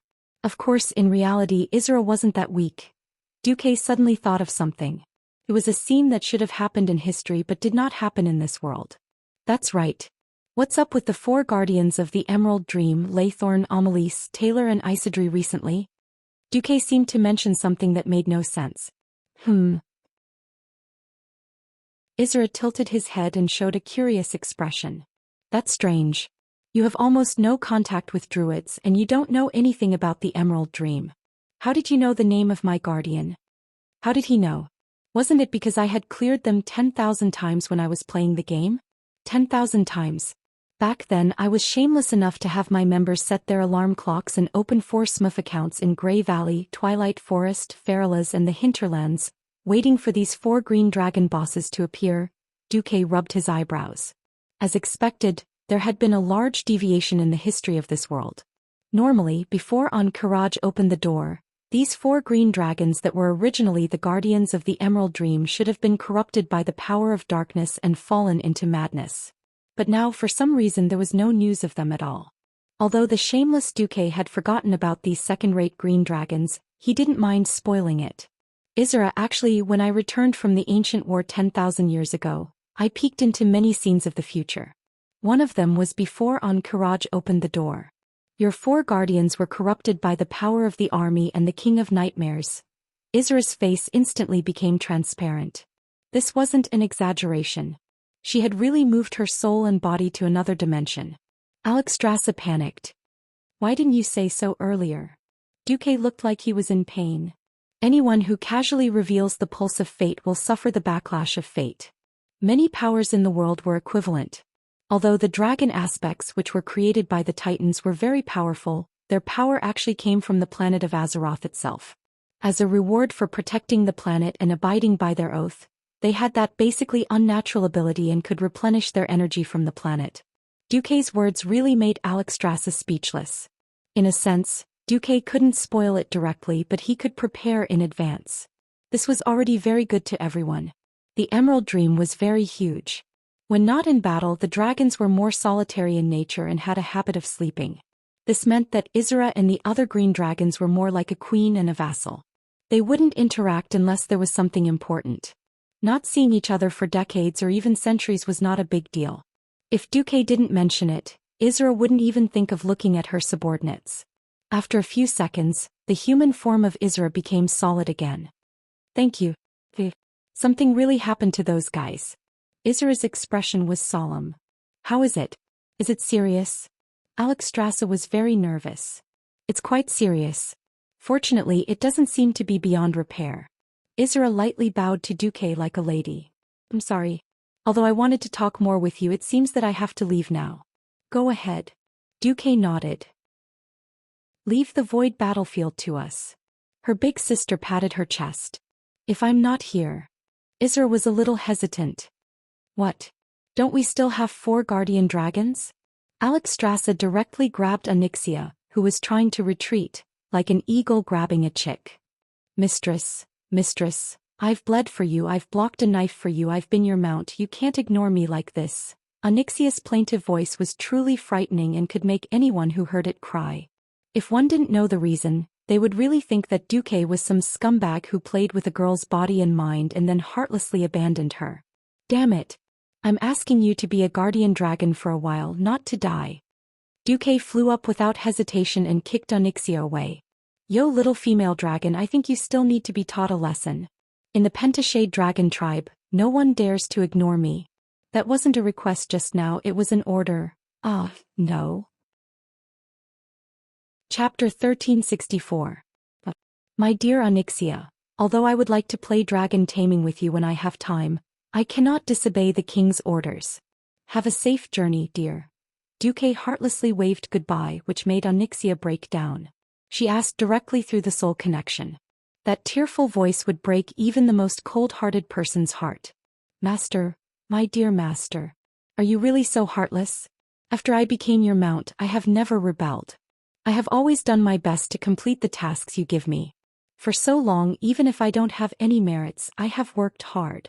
Are you really willing to let me go to that damned place with no gold, no treasure, and nothing but broken stones and endless demons?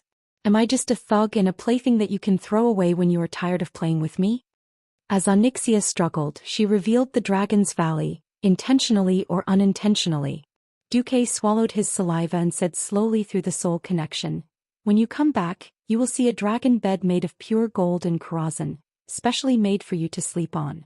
When Xianxia heard this, her eyes suddenly turned into 2 shiny gold coins. Really? You are not lying to me?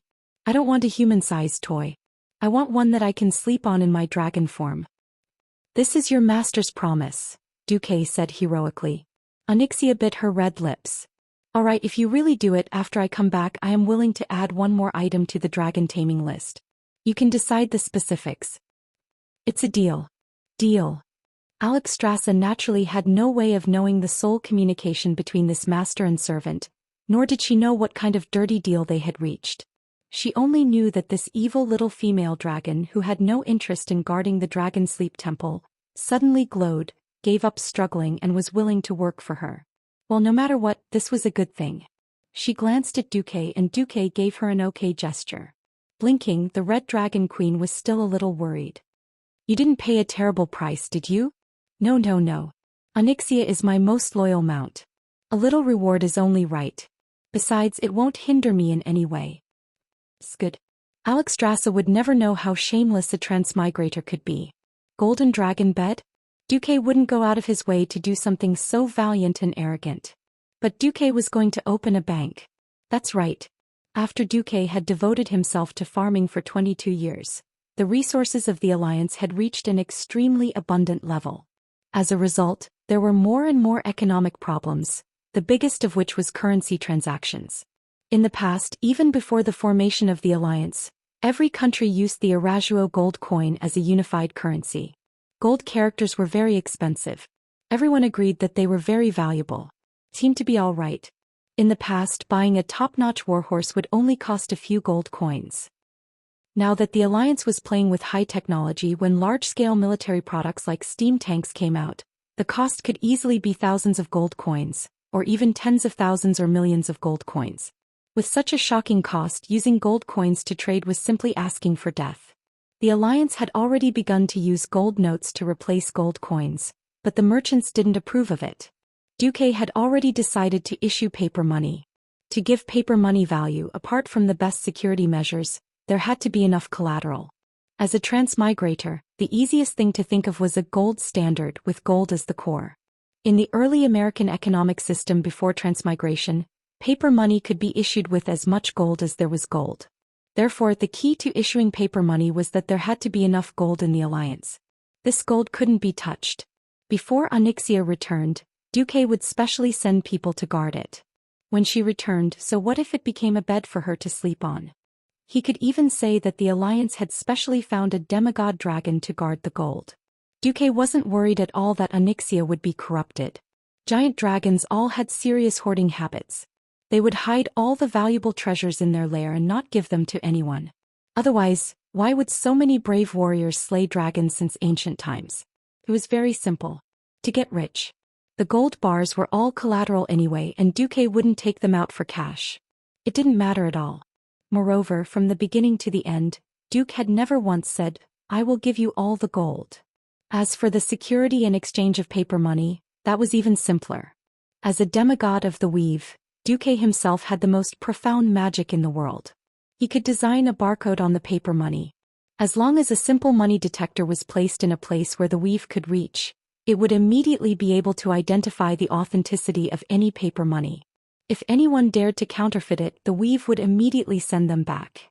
Duque definitely wouldn't mind his elemental emissaries suddenly jumping out from the weave to teach those counterfeiters a lesson. In Duque's mind, as long as he had enough elemental emissaries, he would definitely be able to deal with these situations. Yes. His plan worked. After sending off the 4 dragon aspects, Tyrant walked over and whispered, "Goddess Elun asked me to tell you that when you're done, you can go to the moon goddess shrine as a guest. But this matter isn't urgent."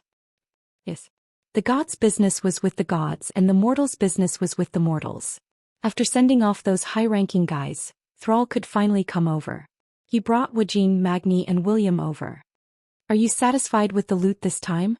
Duque asked Thrall with a smile. Sar grinned, revealing his long fangs. Phew, I finally don't have to listen to those guys complaining about how the Alliance heroes have better equipment than the Horde heroes. A heaven-defying victory, coupled with the generous spoils of war, could resolve many conflicts without a trace. Even the Sun King Anastrian, who had lost the most manpower, now had the Dark Storm gauntlets, the Cloak of Clarity, and the Ancient God's Embrace on his waist. These pieces of equipment produced by Thun that the powerhouses of the Alliance looked down upon were now nothing to him. The Sun King wouldn't show any dissatisfaction with Thrall at this time. Magni said, "When you were busy just now, Thrall and Wuxia proposed to us that they hoped the Horde and the Alliance would sign a closer cooperation agreement. If possible, it would be better to sign it in the form of an alliance."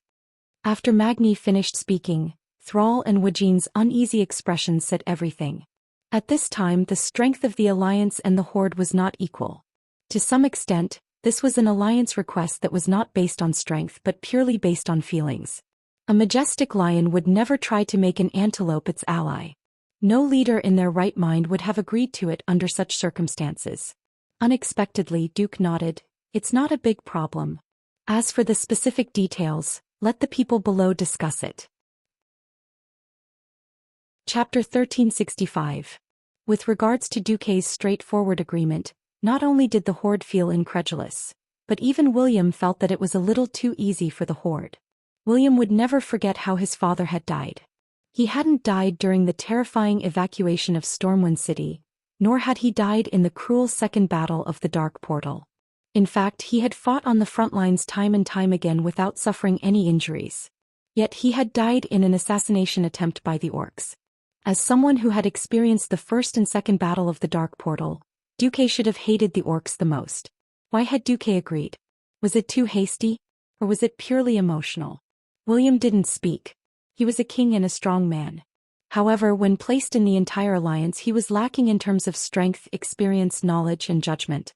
Unlike the William in history who had to stand up and carry the flag, the current William still had Duque to protect him from the wind and rain.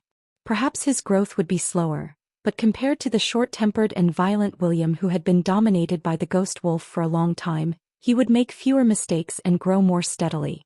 Suddenly, William remembered what Bolvar for Dragon had said. As the regent left behind by the previous king, William worshipped Anduin Lothar the most, and accepted all of Anduin's opinions unconditionally. After Anduin's death, Duque had disappeared time and time again. The first time it had been 10 years and the second time it had been 4 years. During the period when William was growing up, Duque was basically a name that only existed in legends. Hence, the elder that William trusted the most was Bolvar. Bolvar's evaluation of Duque was as follows. Apart from those who can't be shown in public, there are only 2 kinds of commanders in the world.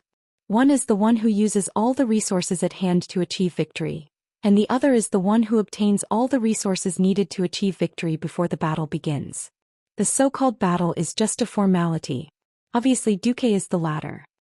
Bolvar's evaluation had always been deeply imprinted in William's mind. Listen more. Do more.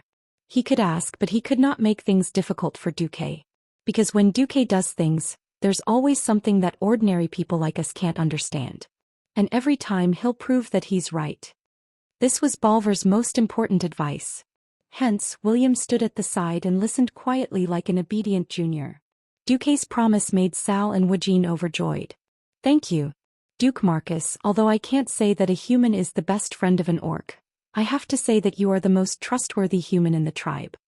Sal extended his hand and firmly shook Duque's. Duque sighed. This is all because of Azeroth. Moreover, no one in Azeroth knows what kind of enemy we are going to face next. I can only say that in the coming days, no one can relax their combat readiness. The Burning Legion still had the terrifying commander, Kill, Jaden. Of the several evil ancient gods, only Si-Thun came out. As a leader, I must prepare for the worst. Then your most pessimistic view is? Duque gritted his teeth. These guys mentioned above will all come out to cause trouble in the next 10 years. Sal and Wajin's expressions turned cold at the same time. If what Duque said was right, then the Alliance indeed had no reason to launch a war against the Horde. Fighting among themselves in front of a great enemy was really courting death. I understand.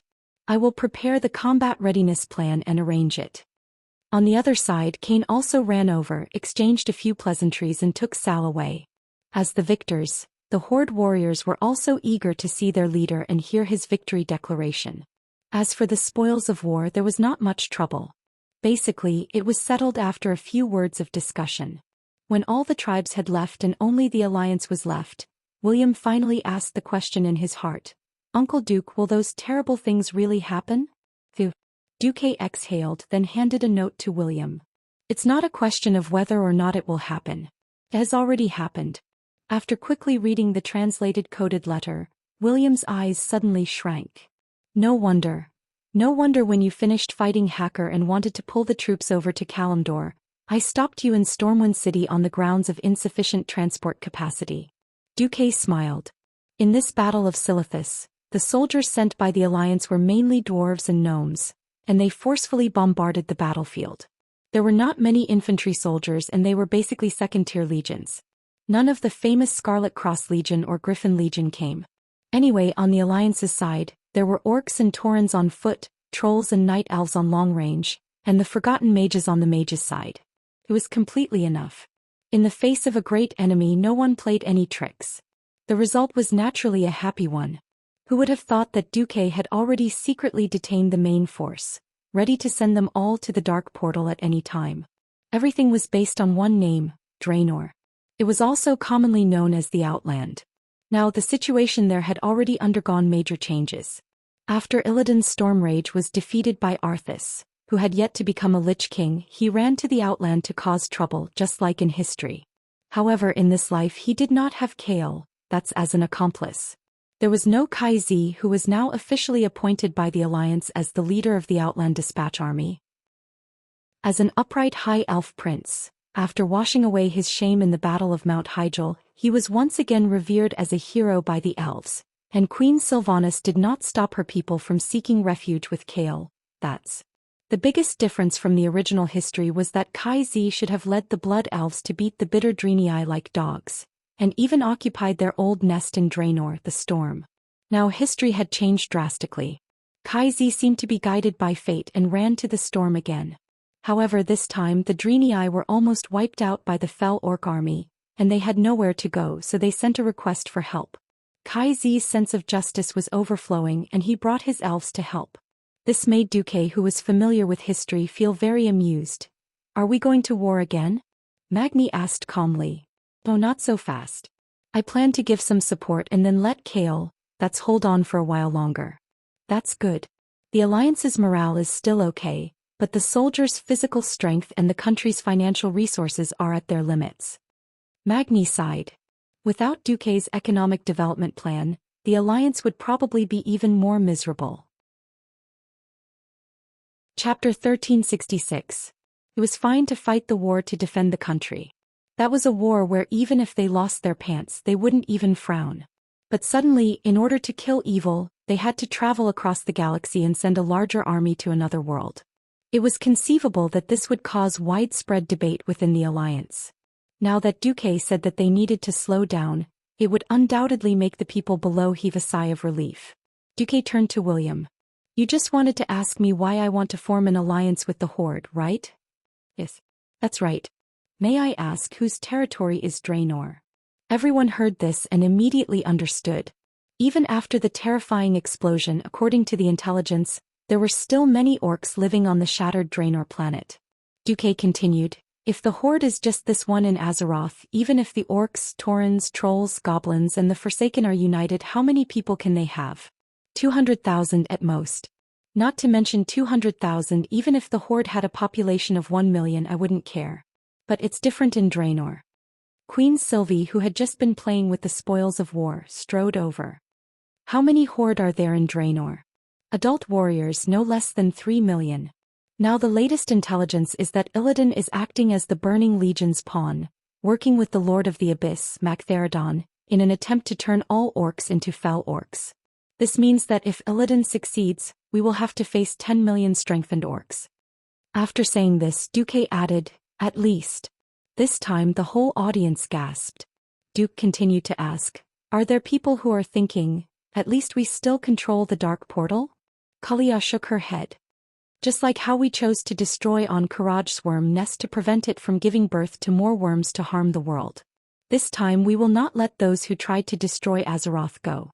Relying on defense alone would never be reliable. Passive defense was the choice of the weak. The real defense line was never those fortresses built on the pass, but a stronger army." Phew, Duque let out a long sigh of relief. It was great to have Tyreenas out of the way. The entire alliance was under his control, and he didn't have to worry about anyone holding him back. At this time he said slowly, "That's why I agreed to form an alliance with the Horde. My biggest hope is to let Sar re-establish contact with the orcs of Draenor and let him organize the orcs to fight against Illidan's army." Could it be? Duque knew that Magni wanted to ask if he would release the tiger back into the mountains. Duque shook his head. According to history, Sar would have returned to Nagrand in the Outland and become a disciple of a master, stepping onto the path of nature and changing from a simple warrior to a true shaman. This Sal would be a more selfless and harmless leader. The Beastmen aren't the only powers in the Outer Realms. I have ordered Kale that's to deal with the race that calls itself the Draenei. If possible, I hope to absorb the Draenei into the Alliance because these Draenei believe in the path of the Holy Light just like us. At this point, Duque lightly hammered Theon's breastplate with his fist.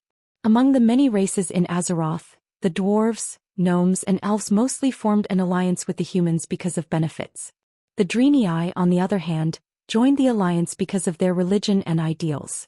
In Duque's eyes, the Draenei joining the alliance was a matter of course. Moreover, the leader of the Draenei was Valen. The respectable Valen was also known as the Immortal. He had witnessed the destruction of countless worlds by the hands of the Burning Legion, and was one of the few people who could remember all of these worlds. Valen's origins were unknown, but in his hometown Argus he was once a respectable leader. 25,000 years ago, the Dark Titan Sardras had promised the people of Velan infinite power, but he had wisely rejected it. He foresaw that accepting this power would bring endless disasters. However, the other two leaders of Eridar, Kil'jaeden and Archimonde, agreed to Sardras's deal. Valen realized that he no longer had a place in Argus. He and his brave followers rebelled against the Dark Titan, and with the help of the mysterious holy light creature Naru escaped Argus. These brave exiles began to call themselves the Draenei, or the Exiles. Who knew that Kil'jaeden, who had surrendered to Sardras, had been organizing a demon army in the past 25,000 years, not letting these Draenei go. Valen fought with the demon army for thousands of years, until he led his people to the world where the barbaric beastmen lived. This became the refuge of this group of wanderers. They named this new world Draenor. By the way, the beastmen didn't recognize the name Draenor. Basically, they would only call their homeland our world. Valen and his people lived a relatively peaceful and stable life in Draenor for hundreds of years. Although they knew that it was only a matter of time before the Burning Legion found them, they still worked very hard to coexist peacefully with the other races here. Unfortunately, because a troublesome shaman named Nizul discovered Kil'jaeden's will in the void, he was tricked, and so there were all kinds of conflicts between the Beastmen and the Draenei. Under Nizul's tricking, the various Beastmen clans gathered together, formed the Old Tribes, and directly broke through the largest settlement of the Draenei in Draenor, the holy city Shotrath. The miserable Draenei had no fixed residence for a time, and were forced to Zangarmarsh. Many Draenei even lost their minds and became like wandering ghosts, wandering in the swamp. Now Duque was very sure that Valen, the ancient prophet, was very clear that the Draenei would face a new threat. The immortal had to protect his people, otherwise the entire Draenei race would be swallowed by darkness. And the appearance of the alliance just happened to be the biggest opportunity for the Draenei to survive and multiply. Kale that sent a letter saying that the leader of the Draenei Valen wishes to meet me, Duque said. Are you going? Jaina asked. Yes, of course I'm going, but not now. The alliance needs rest and time. At this point, Duque patted William's shoulder. William, go on my behalf and reach a preliminary agreement with Valen, okay? I still have to busy myself with the magic net. Hey, Uncle Duque. A sharp light flashed in William's eyes. He knew that this was a rare opportunity to sharpen himself and prove himself. After a simple discussion, Duque first returned to Naxxramas, and then he summoned the twin emperors. With a smack he threw Thun's tentacle on the ground. You two, is there anything else you're hesitating about? Chapter 1367. Thun's tentacle. This was an item that was deeply loved by gentlemen. If it was in the game, this accessory could summon Thun's tentacle to whip the player's enemies. Just like Barev's butler Bell, it could summon 3 thugs in an instant to obstruct traffic and affect the city's appearance. Wrong, it was to disturb the enemy. If Duque couldn't manipulate the elements and make them into whips or tentacles or something, he might use them to tame dragons someday. Of course, at this moment this was just a proof. The twin emperors were very arrogant. In the past, their noses were almost pointing to the sky. However, when Duque showed this tentacle that had lost its owner but not its life, their dead-like faces changed several times. This was the end of an era. As servants, of course they could sense that Thun was done for. It was just that without seeing it with their own eyes they still couldn't believe it. This was a fact. The era of the ancient gods is over. In the future maybe Yogg-Saron will jump out and so will Asha. Well, forget about that despicable villain Enzoth. But so what? If I can kill an ancient god, I can naturally kill the second, the third. Duque's words were like a hammer, hammering hard on the twin emperors' hearts, smashing their last reservations into powder. Simply forcing them to surrender was very simple. But kings and emperors were not the same thing. Since ancient times there had been kings who occupied land, but there had never been emperors who occupied land. Simply forcing them to surrender, it was hard to guarantee that they wouldn't rebel in the future or be a little lazy.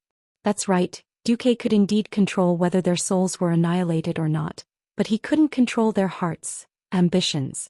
Only the most thunderous suppression, even calculating the future, could subdue these 2 incomparably arrogant insect emperors.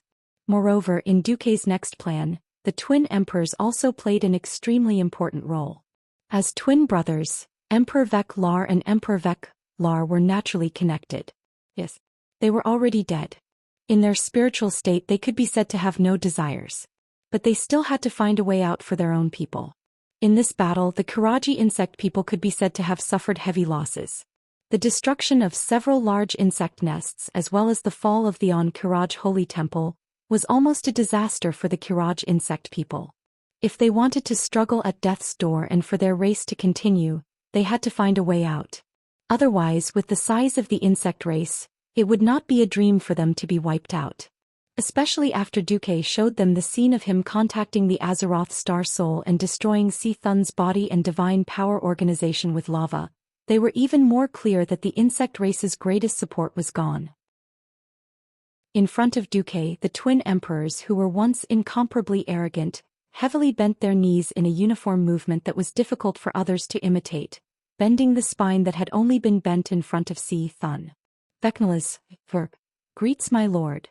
At this very moment, the twin emperors were broadcasting to the entire Karaj insect race through the insect race's unique mental network. With this kneel, the new master and servant names had been determined. From this moment on, there were no more Karaj insect people as Thun's servants. There were only Kiraj insect people as servants of Duke Marcus. In the eyes of humans and other races, becoming a servant was an absolutely unacceptable thing. In the eyes of the insect swarm, this was a kind of inevitability. Under the leadership of the strongest god in the realm of gods, even if they were servants, it was a kind of glory. For a moment, almost all the insect warriors who were still alive suddenly let out sharp cries. In every cave of Silithus, in the areas of Karaj that had not yet been cleared, the unique sharp cries of the insect swarm echoed everywhere. This scene frightened the Alliance and Horde warriors who had already entered a state of celebration. Many people almost wet their pants and threw down the large wine glasses in their hands, looking around for their weapons in a drunken state. The next moment, Duque's voice was broadcast in all places connected to the magic net. I am Duke Marcus, and the Kiraj insect people are now swearing allegiance to me. This is not an enemy attack. I repeat, this is not an enemy attack. This message was quickly translated into various language versions: Darnassus, Dwarven, Gnome, Orc. The air was suddenly silent, and immediately in every corner of Silithus, there was an even louder cheer. Haha. I knew it. Bullshit. You were the first one to wet your pants. Did you see that your pants are wet? Don't talk nonsense. That's the wine I spilled. Don't talk nonsense. Let's drink to our invincible commander, Sir Duke Marcus. Cheers. The group of heartless guys once again drank to their heart's content. Only the higher-ups of the Horde looked very interesting. Sal and Wajin looked at each other and saw each other's bitterness.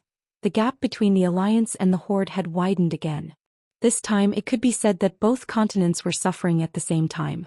The Alliance first had Ragnaros the Balrog and Nefarian the demigod dragon causing chaos, then Naxxramas spreading natural disasters back and forth, and finally the two troll clans kingdoms of Zwaman and Zul, Gurub. The Horde was only attacked by the swarm. The successive disasters of the Eastern Kingdom continent were all extinguished without mishap. Although the losses on the battlefield were not small and many villages and towns were destroyed, it was far from the point of serious damage. The development of the Horde, on the other hand, had suffered a devastating blow. All the new colonies were destroyed and the major cities were hit hard and almost fell. After fighting a battle, it was still a victory. In terms of economy and population, the Horde was suffering a huge loss. Even if it wasn't a huge gain, they would at least be able to fight to a draw with the Floating Fortress and the entire Insectoid Alliance. In addition, the Horde now had Duque, a living, unremarkable demigod, as the boss. This gap was so desperate that they could only look up to him. At this time Grom stood up. Great Chief, I have an idea. At the same time, in Naxxramas, Duque gently lifted the twin emperors with the hand of magic. Since you have chosen to be loyal to me, I am not an ungrateful guy. These two things can be considered a greeting gift to you. First, Duque gently put on the newly received ring on Vecnalas the Great's hand. Originally, this ring should have been called Ring of the Ancient Gods, symbolizing the power and glory of Thun. Now, the name on that ring was forcibly crossed out by Duque with high-intensity divine power, and a new name was written next to it in the common language, ring of the Godslayer. Then what was given to Vecnala's the Great was Argus Apostle. As the saying goes, the emperor's mind. The twin emperors were such smart guys, how could they not think that Duque was warning them not to have any unnecessary thoughts? Chapter 1368. Your boss, Thun, was pretty awesome, wasn't he? Sorry. He was killed with one slap. It didn't matter who did it, he was now a dregs. The Burning Legion seemed to have destroyed countless stars. They were invincible in the universe, right? Hehe. His boss was stabbed to death by me, and his subordinate Archimond was also stabbed to death by me. With these two things, at least there was no need to worry about them daring to jump ship to the Burning Legion or other ancient gods. Thank you, my lord. Although they understood, the twin emperors accepted it. For a defeated person, this was already the best outcome. Didn't you know that during the Dark Empire the defeated people were all eaten? There were other reasons for Duque's benevolence towards the twin emperors. He had single-handedly promoted 6 elemental emissaries, and the performance of the 6 of them was as Duque had expected, completing the duty of extracting magic from the elemental realm to fill the magic net for Duque. From a pharaoh's point of view, they were absolutely competent and qualified. However, after the magic net was established, Duque inevitably had greater ambitions. Ordinary swords were meaningless to demons that were easily over 5 meters tall. The only 2 paths that could improve the combat power of mortals were magic and technology. In terms of technology, Duque had already continuously stuffed all kinds of things that could be called black technology into the alliance. The speed of advancement seemed to be the limit at the moment. 2 legs were better than 1. If the magic net could be upgraded and strengthened, the alliance could have the maximum number of mages when the Burning Legion officially broke into Azeroth in the future.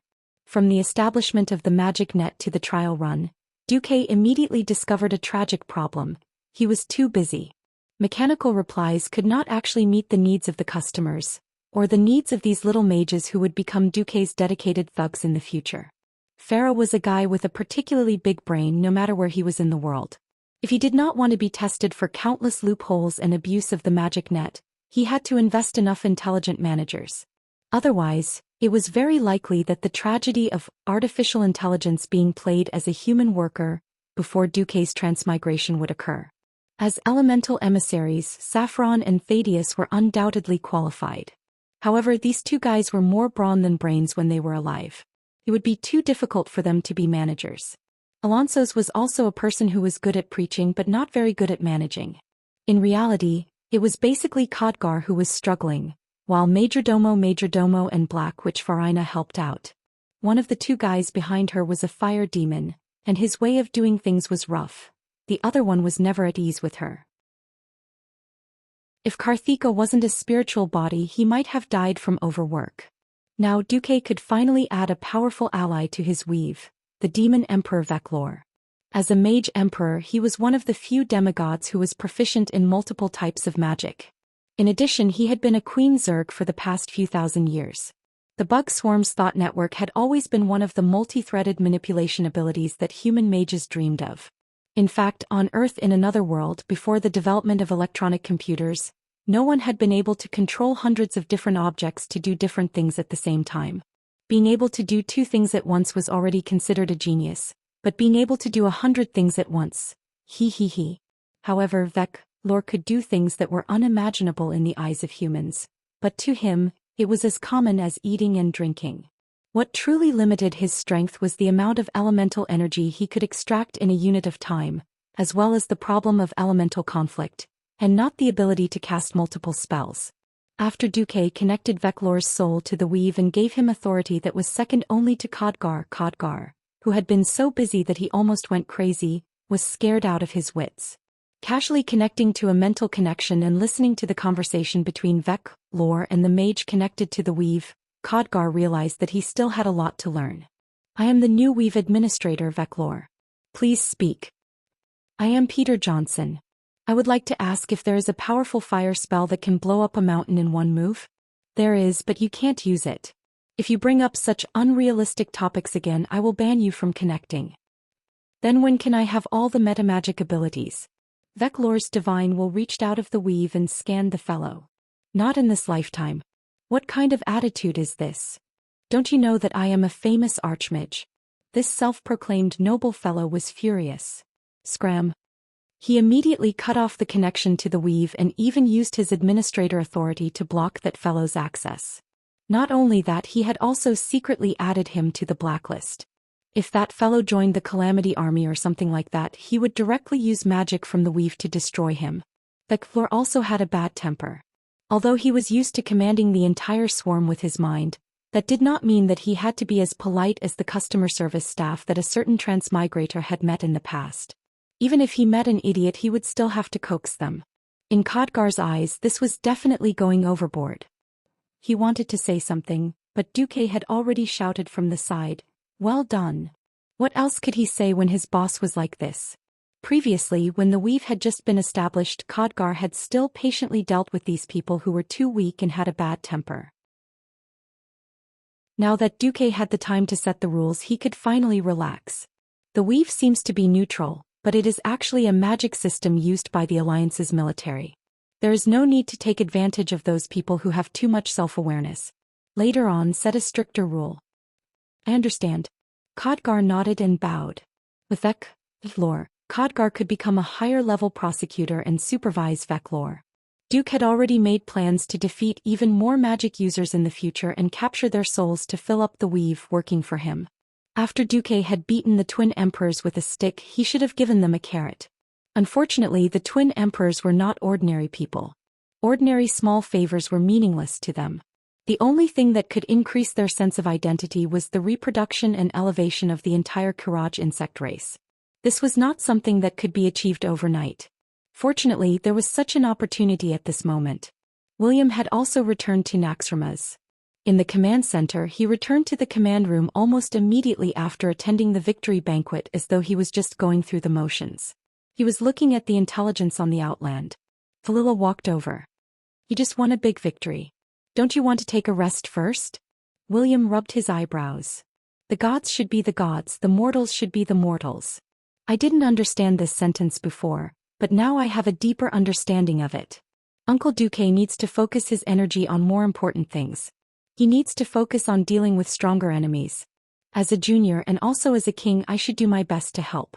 Brawl Bearskin, who was at the side, was about to say something, but saw Valila shake her head. Chapter 1369. Varian had a good father. He was born noble, and there were so many legendary figures around him to take care of him. This was both a blessing and a curse. That was because, under the halo of those legendary figures, everything he did seemed to pale in comparison. Killing the evil god Hacker. Even if Hacker was the weakest existence in the divine realm, Hacker was still a god. If this was the previous 2,800 years of peace, this feat could be boasted for dozens of lifetimes, and it would be sung by countless bards for thousands of generations. Unfortunately, Varian's achievements were completely overshadowed by Duque. That was because Ragnaros's clone, the demigod dragon Nefarian, the demigod Lich Kel Thazad, and the real ancient evil god Sithun were also killed at the same time. This was a shared glory, but it was also the sorrow of being in the same era as other great people. Because in the history books, only the strongest person in the Alliance, Duke Marcus, would be recorded as leading a group of strong people to complete this great kill. Perhaps historians and the upper nobles would remember the names of every participant, but it was a pity that ordinary people would only remember the first few names. Duque, Thrall, Magni. If he was a mediocre person, he might be depressed under such a blow and be mediocre for the rest of his life. Varian wasn't. He was eager to prove himself. He was eager but not extreme. Fortunately, in terms of seniority, Duque was a generation older than him. Duque didn't directly set any rules and regulations for him, and didn't force him to do any work or training that he was unwilling to do. Otherwise, in his youth, it was very likely that he would become distorted and degenerate like Arthas. At this moment, Varian's eyes were filled with enthusiasm for work. Brawl, I need the known maps of the Outland as well as the reports of all the general levels that were sent to the Outland. Varian thought that he would get a colored map, but he didn't expect Brawl to bring the great astrologer Solarian. Solarian came over and opened her hands. Suddenly, a three-dimensional map appeared in midair. Her slender fingers, which were unique to elves, flew nimbly, marking the three-dimensional map with different colors.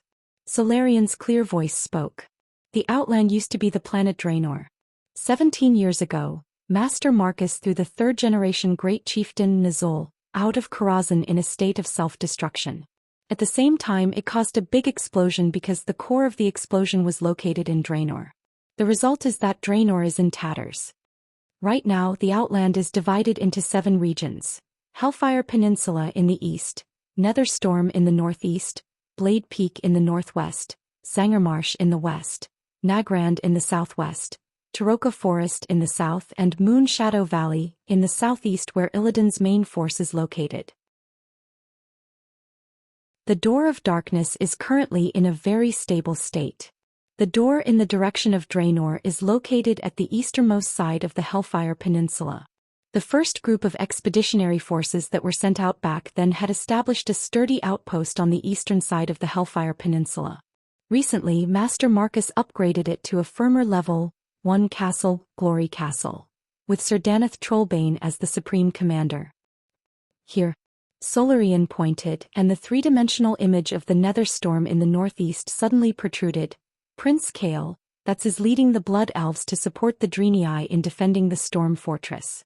According to the intelligence, because they activated a huge robot guard, ethereal mech, that is more than 10 stories tall, they were able to withstand the siege of tens of thousands of fell orcs with a small number of troops. At this point, Solarian stopped. Is there anything you want to ask? William frowned. In 7 years, the Alliance has only expanded their control area in the Outland. Supplies are very difficult. On the Hellfire Peninsula, almost no grass grows. On the vast reddish-brown plains, there are mutated creatures everywhere. In areas without the protection of the Holy Light Magic Circle, the advanced troops don't even dare to casually drink unfiltered water. Fortunately, when we went there, we brought enough supplies for 30,000 people to use for 2 years. Relying on measures such as limiting supplies, we managed to survive the period when we lost contact. Solarian then pointed to the middle of the Hellfire Peninsula. There is the Fell Orc Fortress, Hellfire Fortress, here, which has lost its mind after being contaminated by evil energy. According to incomplete statistics, there are more than 200,000 Fell Orcs gathered here, and their real leader is the Burning Legion's Abyssal Lord Mactherodon. Not only him, there is also a humanoid giant mechanical creation, Fell Mech, on the plains that is difficult for our current civilization to understand. According to calculations, it is nearly 20 stories tall. Looking at the appearance and data of the Fell Mech projected by Solarian, William's brows furrowed even tighter, forming a narrow Chuan character. Brawl couldn't help but sigh. Other than the dwarves' cannons, I reckon there is nothing that can kill this thing. William asked, won't this thing attack Glory Castle? It will wander in a fixed area and attack all creatures in its line of sight. This area happens to be between the Dark Portal and Glory Castle, and it brings a lot of trouble to our supplies. Every time we resupply, we will lose at least 60% of our horses. Horses, Solarian emphasized, because there is a lack of water in this place, coupled with the fact that it has been ravaged by the Fell Mech for a long time, the quality of the soil is very bad. The dwarf steam tanks often get stuck and are unable to move. So we use the most primitive horses for transportation, and because of the lack of necessary water and fodder, the losses to the horses are also huge. William wasn't a king who had never fought a war and could only command blindly.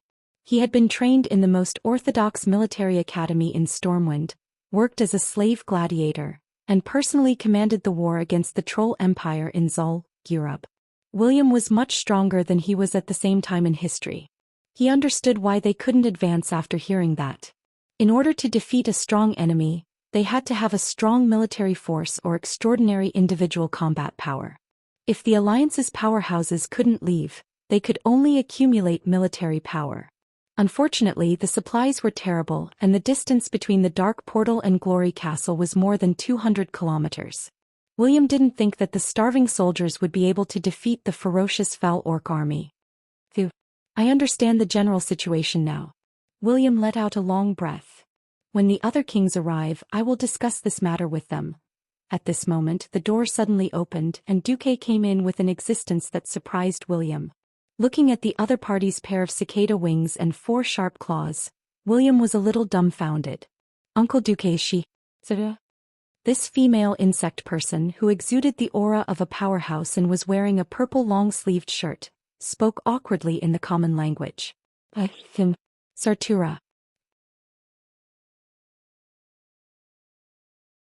Chapter 1370. Duque waved his hand. William, she's Sartura's sister. Although she's slightly weaker, I can't find a better helper for you. William understood immediately. You're planning to send the Zergs to the Outland? Of course there were humans and Protoss. How could there not be Zergs? Duque almost blurted out this sentence. Long before World of Warcraft there was StarCraft first. Cough cough. Speaking of which, when the Draenei wore full body armor, they definitely looked like the Protoss in StarCraft. Not to mention the humans now. Duque had been feeding them advanced technology for more than 20 years. How could the Alliance fight a war now? The infantry flanked, the tanks opened the way, and the self-propelled cannons followed and set them on the ground. Fire the cannons and bombard them. It would be perfect if they could really destroy the Burning Legion's interstellar battleship. Although the Alliance also had flying battleships like the Heavenbreaker, the Willow Nail, which was bigger than a human's fist, looked low-class no matter how one looked at it. As for the race, it wasn't so particular. Now there were only 3 Queen Zergs left among the Kiraj insect people. They were all under on Kiraj and had become Duque's servants. As long as there was enough meat, he could continuously create a terrifying Zerg army. In the harsh environment of the Outland, delicate things like warhorses couldn't be used. Zergs were just right, and he wouldn't feel any heartache if they died. William was happier to see Sartura than his own queen. He was smart enough to completely understand Duque's intentions. William excitedly gave an Alliance military salute to Duque. Your Excellency, please give me your instructions. Since William wanted to do business, Duque let him be. I have more important things to do in Azeroth. It's about a big conspiracy of the Burning Legion. It's not convenient for me to reveal too much now. Smart people were easy to talk to. William understood with just one look from Duque. The only Burning Legion big boss that could make Duque worry so much was Kill Jaden. Yes. Jaden the trickster. If it was this guy, then it was only natural that Duque would be in charge. Varian nodded to show that he understood. Duque continued, the all-out war in the Outer Realms won't start so soon. The Alliance had just gone through a series of battles. Be it manpower or resources, they were unable to support an all-out war in a short period of time. Illidan is not our only enemy. Therefore I hope that your first step will be to connect with the tribe and open up the road from the Dark Portal to the Glory Fortress. Build 2 railways and build a fortress with 500 people at each end of sight to ensure our supplies. The final goal is to flatten the entire Hellfire Peninsula. William's pupils constricted slightly. Duque's intention was to wipe out the hundreds of thousands of evil beastmen and the Hellfire Fortress, as well as the Abyssal Lord Mactherodon and the Fell Reavers. How many troops can I have? How many troops to commit in the early stage depends on the supplies. Before the expansion of the Dark Portal, including the advance guard of Glory Castle, there were less than 50,000 Alliance members and 3,000 mechanized vehicles. And then? If I settle the Hellfire Peninsula, and the Alliance hasn't mobilized yet, what am I going to do? Varian asked. Duque stared into Varian's eyes and saw only determination and confidence. Duque sighed and pointed to the southwest of the Hellfire Peninsula. If you complete your mission perfectly, then on one hand you can consolidate the position. On the other hand you can pass through here. If my information is correct, there is a road called the Thorn Path that leads straight to the Taroko Forest. If you go west from here you can reach Shotrath City. Shotrath City? The main city of the Draenei? Varian frowned. Didn't the information say that it was besieged by the Beastmen more than 20 years ago and turned into ruins? It used to be until a group of Shatrars came. Shatrars meant, born in the holy light. They were a group of Naru people who came to the Outer Realms to intercept and kill the Burning Legion. The Naru people lived in the ruins of Shotrath City. There was also a small group of surviving Draenei priests who insisted on performing the holy rite in the ruins of the temple in the city. As the news of the arrival of the Shatrars gradually spread, these priests called Aldo quickly regained their lives. The reconstruction of Shotrath City quickly began. If it wasn't for the arrival of another group of invaders, the reconstruction would have been completed very quickly. Here the original history took a beautiful turn. The attack this time was indeed from Illidan's Stormridge's troops. However, in history, it was an egg-seeking fool who sent a large group of blood elves to destroy this city. Now it was Gogoma, the inspector from Hell Fortress, who led 10,000 fell orcs to surround and annihilate the remnants of Shotrath City. When the fell orc army crossed the bridge at the edge of Shotrath City, the Aldo bishops and believers also lined up and swore to defend the Dome of Holy Light.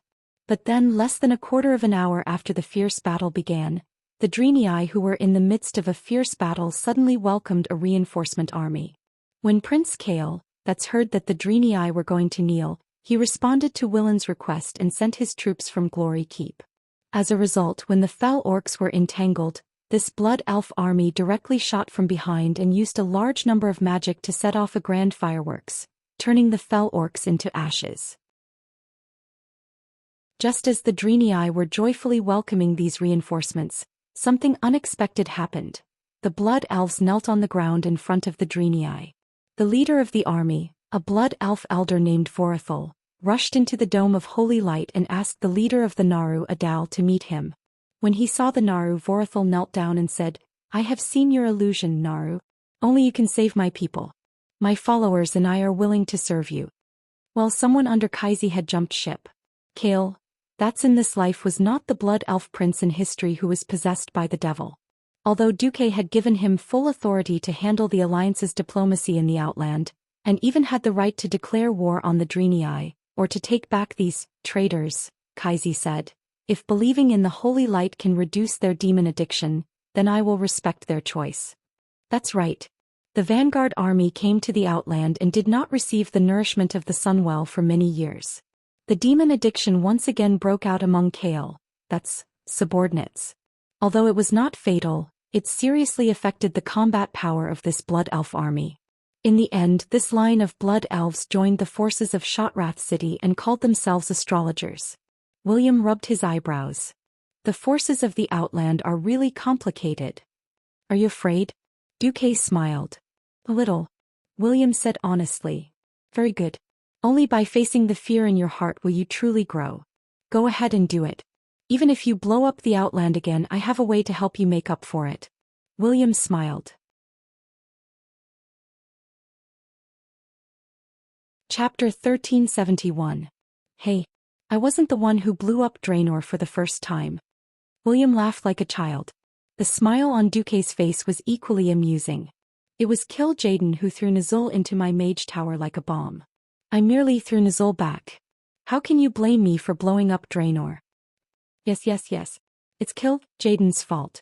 William smiled faintly and came over to give Duque a bear hug. Duke's body wasn't considered thin and weak, but it was a pity that William had inherited his father's genes and had grown tall and strong. Wearing thick plate armor and a large pauldron, he looked almost twice the size of Duque. When they hugged each other, their seniority seemed to be reversed. That was not important. For the first time, William felt the warmth of a family member. Growing up, he was not unfamiliar with Duque, but he was not familiar with him either.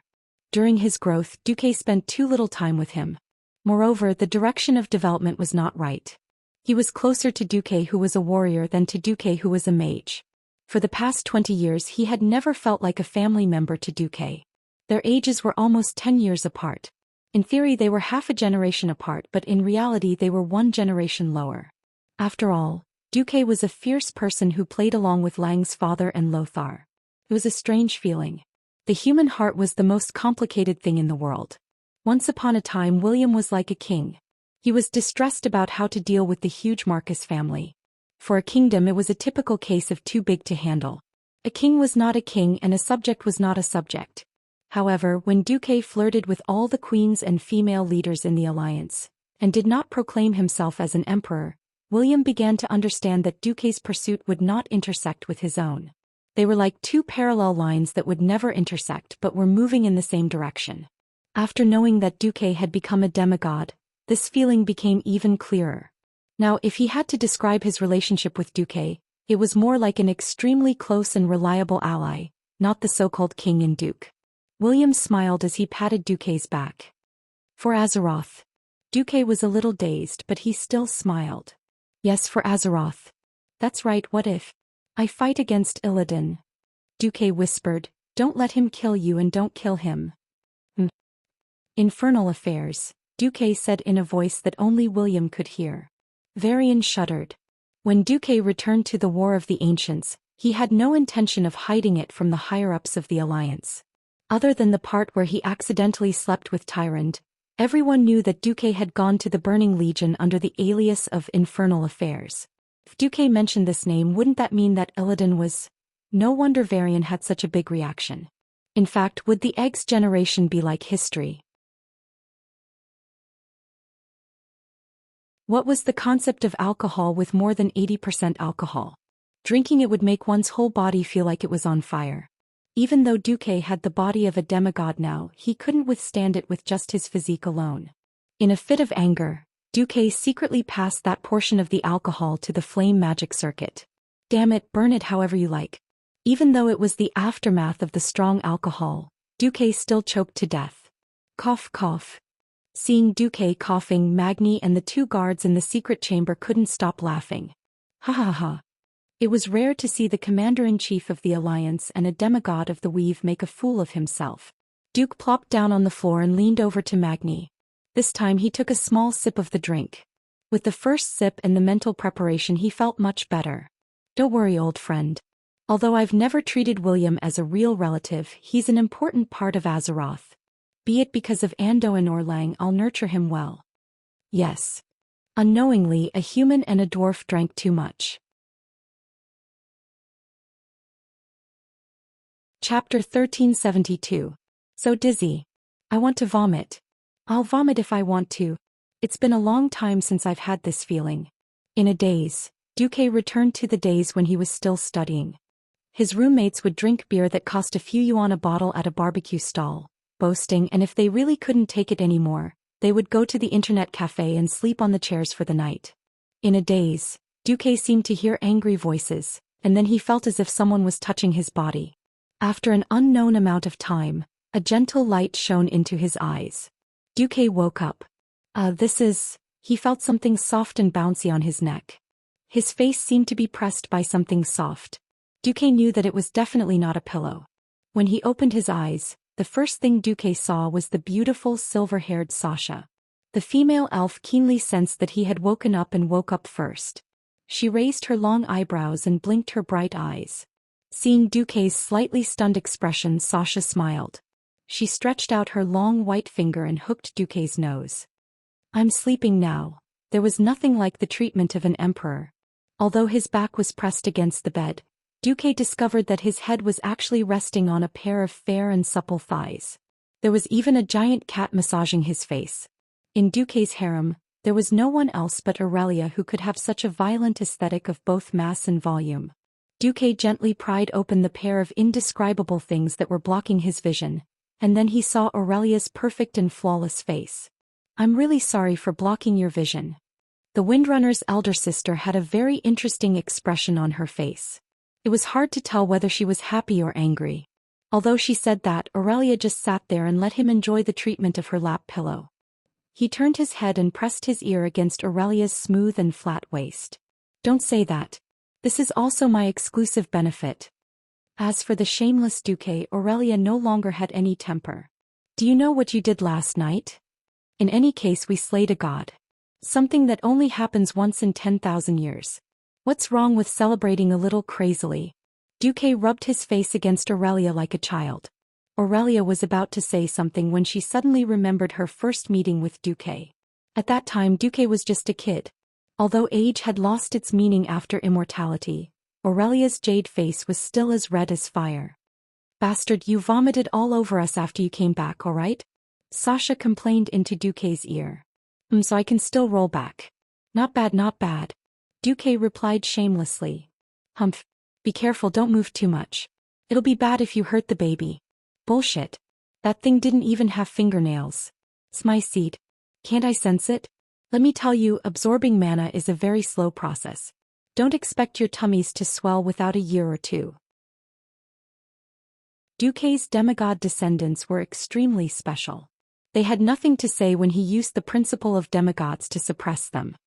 Then why did you still forbid us from participating in the Battle of Fun? Aurelia was unhappy. Before Duque could speak, Sasha pulled her sister. But it's also a fact that we're carrying Duque's child. Boo-hoo. Aurelia howled dryly. At the end of the day, it was the Windrunner's pride at work. She felt that it was a pity that she couldn't participate in such a battle that only happened once in 10,000 years. But before the battle, who could guarantee that a group of demigods could really defeat a true god? Even if it was a weak true god who had forcefully broken free from a sealed state. If they were not careful, she and Sasha would become pregnant with Duque's posthumous child. You sent William to the Outland.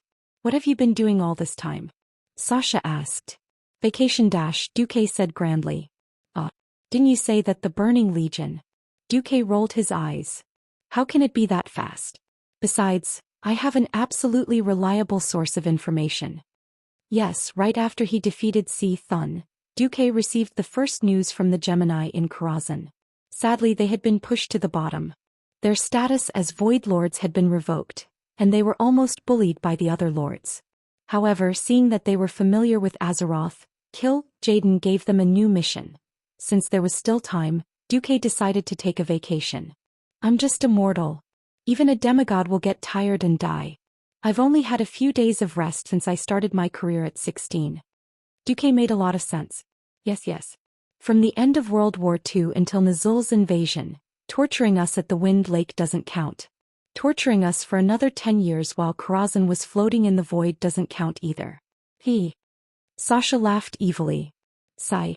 You're a human. You don't have any consciousness at all. As he spoke, Duque's claws became restless. After being together for more than 10 years, how could they not know what Duque wanted to do? But they just couldn't resist Duque. His sword shone through 19 continents. He defeated the Wind King for 300 rounds. Alright, while William was busy preparing for the expedition, and Sar was busy reorganizing the tribe's economy and people's livelihood, Duque was busy. Morning. Jaina, today I'll study the magic flow model of writing with you. The gentleman Duque warmly greeted his disciple. Jaina, who was busy with supplies, gave Duque a word. Scram. Right, I'm coming. Afternoon. Tyrant, let's discuss how to serve the gods. I only serve Alun. Tyrant slapped away Duque's claws and said seriously. I've already asked Alun to help you apply for leave. Boo-hoo. She was betrayed by her own god. Again. Tyrant covered her face and didn't want to say anything. Night. Alicia, you and Kali are here. Duque, we're very busy. The Alliance has fought so many battles, our treasury is enough to play a rat race. Here, I have a good idea to solve the financial deficit. Let's issue paper currency. Like this. Boo-hoo, Duque, we love you to death. Night. Servanas. The best singer is always the last to appear. In summary, Duque was very busy. In the second half of 22 years after the Dark Portal, the entire Azeroth was licking its wounds. The Alliance had spent all of its savings since the third battle at the Dark Portal in one go. Money and resources. Furthermore, during Naxxramez's rampage in the Eastern Kingdom, it destroyed many villages and killed many civilians. It could be said that apart from training a strong army, the Alliance had suffered a great loss. Chapter 1373. Compared to the Alliance, the Horde suffered even more. Manpower, material resources, and economy were on the verge of collapse. The only good thing was that not only did the Alliance not take advantage of the situation, but they also raised the purchase price of minerals and other materials. And they used the Horde's most scarce food and medicine in direct exchange. They could shamelessly ask the Alliance for supplies. Wajin now felt like a beggar, running to the Alliance every day to ask for disaster relief supplies. But manpower was not enough. Unless all the orcs were genetically modified, it would be impossible for Thrall to create a population of hundreds of thousands in a short period of time. 150,000 adult orcs, 50,000 Tauren, 20,000 trolls, 20,000 Forsaken, 20,000 goblins and 38,000 goblins. The total adult population of the Horde was less than 300,000, not even as large as a human kingdom. What's worse, this number was a lot of exaggeration. Most of the Horde were rough people and most of them were illiterate. It was good enough to count up to 3, and those with a little bit of culture ran to be shaman priests. Do you think the shaman would be the ant of the horde's population statistics? This number was calculated with the help of the unreliable goblins and Forsaken. Because the horde's territory was sparsely populated, transportation was inconvenient, and many villages did not contact the outside world for 10 days to half a month. No one knew whether or not they had been destroyed. Thrall only knew that help letters were being sent to Orgrimmar, asking for people, food and wood to build houses. Thrall felt a headache coming on. At this time the Alliance made an offer that the Horde couldn't refuse, an expedition to the Outland together. In Tan Eris, in the Horde's retreat camp, Thrall and a group of chiefs welcomed a visit from Duque. The Outland and Draenor that the Alliance calls and the Our World that you call have millions of your orc compatriots, don't they? If the Horde is willing to continue to march with the Alliance and kill the Burning Legion led by Illidan, the Alliance doesn't mind the Horde migrating the orcs to the Horde's territory on the Kalimdor continent. We can even open the portal between the Dark Portal and Theramore so that the immigrants can arrive as soon as possible. When Duque said this, he had a faint smile on his face as if he was talking about a small matter that had nothing to do with the Alliance. That kind of ease made Sal, Wajin and Orgrim's eyelids twitch. Their home was about to collapse. The orcs were forced to cross the Dark Portal and launch the first battle of the Dark Portal in an attempt to conquer the world of Azeroth. Ever since Thrall could remember, he had heard such stories. To Sal, the word, our world, was both distant and unfamiliar, yet it seemed to be close at hand. Regardless of whether this could be blamed on the conspiracy of the Burning Legion, in the past 25 years, Gul'dan, who had grasped the power of the tribe, abused his dark powers and caused the orcs' homeland to wither. Then Nazul courted death and blew up the orcs' homeland again. Just by looking at the tragic scene of the Hellfire Peninsula that Duque had provided, Sal and the other tribal elders felt their hearts wrench. It's even more dilapidated than before. Orgrim muttered in a dreamy voice. In the past, the old tribe had gathered an army numbering in the millions and gathered in front of the Gate of Darkness. They wanted to use crude weapons and the strong bodies of the beastmen to destroy all their enemies. Unfortunately, the past became nothing in the blink of an eye, and the million-strong army was annihilated. The past was the past, and what was in front of the tribe was a choice that they had no other choice. Privately, every beastman was his brother and sister. Sal could not abandon his compatriots and leave them to die in a world that was being destroyed day by day. Publicly, the addition of millions of beastmen could definitely greatly strengthen the strength of the tribe. Any of the chiefs would be good, and there was no reason to refuse. With a few simple eye contact, the tribe had reached an internal consensus. Sal said in his deep voice, "Fight against the evil Burning Legion and save our compatriots. This is the tribe's duty and obligation. The tribe will attack." Duque nodded gently, "Very well." Then Duque's eyes were like lightning as he swept across the audience. As long as the chiefs were a little weaker, they did not dare to look at Duque's eyes that were full of elemental fluctuations and divinity. They all bowed their heads. "I know the tribe still has doubts. Is the Alliance too good to the tribe?" The wise men led by Wajin were silent. Only Wajin raised his head and looked at Duque without fear. Not only him but every chief was waiting for an answer. Duque smiled coolly. "Everyone here, even the chiefs who have fought directly with the Burning Legion, may still have the impression of the Burning Legion when hundreds of thousands of demons swept through Mount Hyjal, right?" Grom and the others nodded.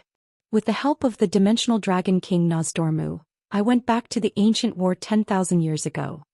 Duque gently waved his hand, and a three-dimensional projection of the war suddenly appeared in front of the tribal chiefs.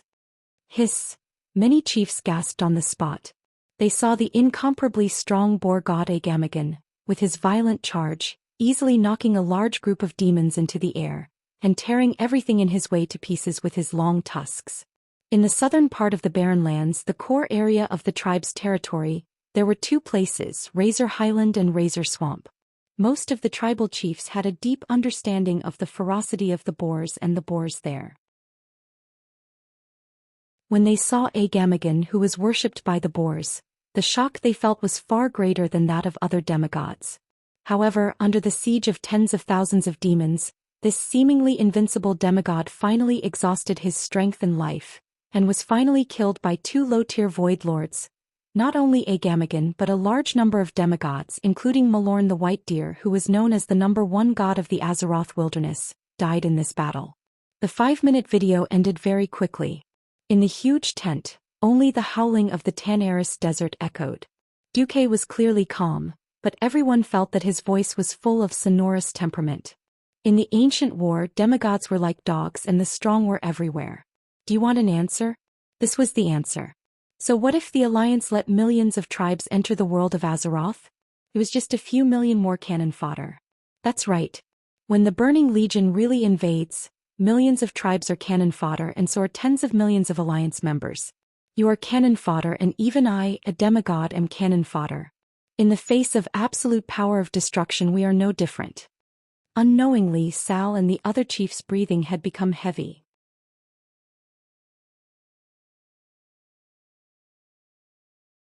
Chapter 1374.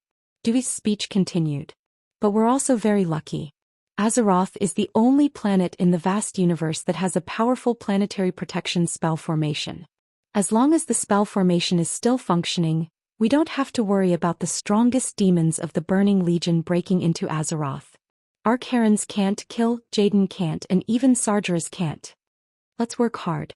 If we don't want our descendants to be enslaved by demons, and if we don't want our homeland to be destroyed again, we can only work together. Duque's words were like a giant hammer pounding on the hearts of every chief. It was thought-provoking. If Duque had said this during the first battle at the Dark Portal, he would probably have been laughed at. But after experiencing so much, especially after Mount Hyjal, the tribe had a deep understanding of how powerful and terrifying the enemy was. Duque's seemingly overly magnanimous action was ultimately determined by the huge difference in realm and vision between the leader of the Alliance and the leader of the Horde.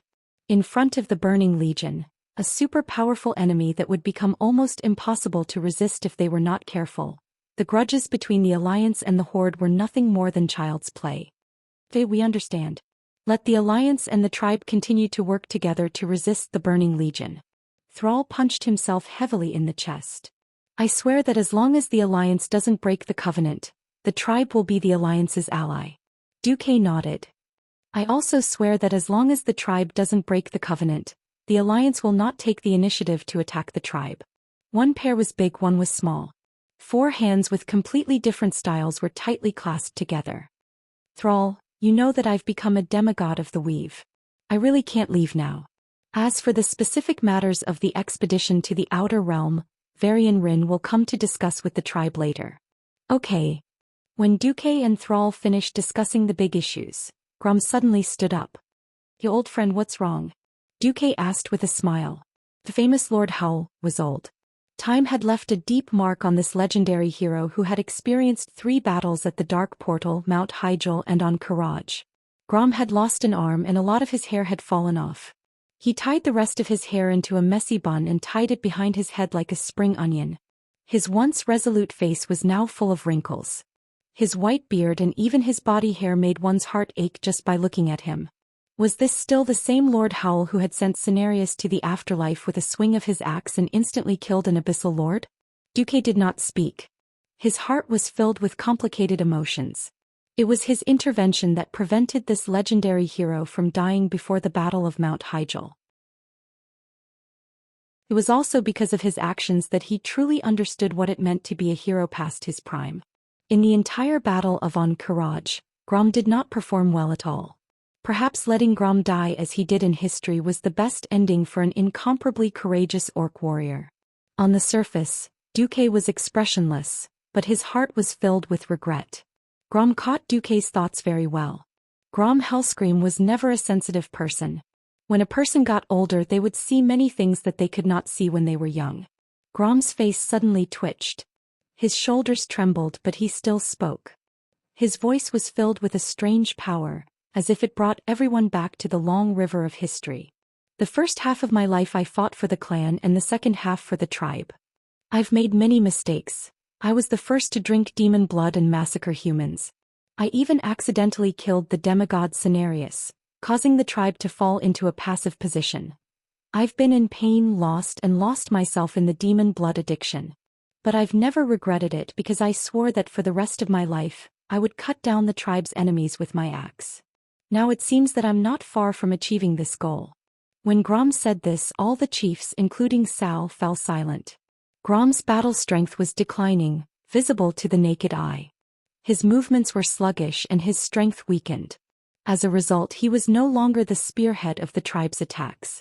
This was the inevitable outcome for every orc warrior who did not die on the battlefield. In the past, everyone had seen too many warriors like this. Normally, they would even fight to be the vanguard in order to end themselves. Or they would challenge a publicly recognized powerful monster to prove themselves, or they would forever disappear from the sight of their own kind. Grom longed for the final glory, but he could never get it. Even the true deity Si Thun had died, but he was still living in this world. This time he had suffered some internal damage. Even the holy light and shaman's power could not heal him. Healing magic could repair the body, but it could not fight against aging. He was almost 60 years old. Orc warriors were usually bad at math. Even he did not know how old he was. But this age, even for shamans who rarely went to the front lines, was extremely old. It was foreseeable that if there was a next battle, his performance would be even worse. Sal could vaguely guess why Grom's actions were like this. Grom turned around and said to Sal, "Great Chief, I'm old. It's very likely that I can no longer serve the tribe." Sal wanted to comfort Grom, but he did not know where to start. Beside him, Orgrim's mouth twitched for a while. Perhaps he wanted to persuade him to become a Death Knight, but Orgrim remained silent. An old and frail orc hero, even if he became a forgotten warrior, would not be very strong. Orgrim himself was the best example. His current strength could not be compared to his strength 22 years ago. Thrall finally let out a long sigh. "Grom, you did a good job. The tribe thanks you for your 20 years of fighting. If there's anything else you want to do, go ahead and do it." "Thank you, Great Chief." Grom knelt on the ground and kowtowed heavily. When he stood up again, there was no longer any confusion on his face. He turned to look at Duque. "Orcs will take revenge and repay kindness. I owe you my life. It seems that I will never be able to repay it in this lifetime." "You don't actually have to." Duque stopped mid-sentence. He saw Grom's fiery eyes. "My life belongs to the tribe. Before my life ends, even the last second, it has nothing to do with you, Duke Marcus. But from the moment my life ends, I swear that my soul will belong to you. As long as it is not against the tribe, you can order me around forever. I, Grom Hellscream, will never complain."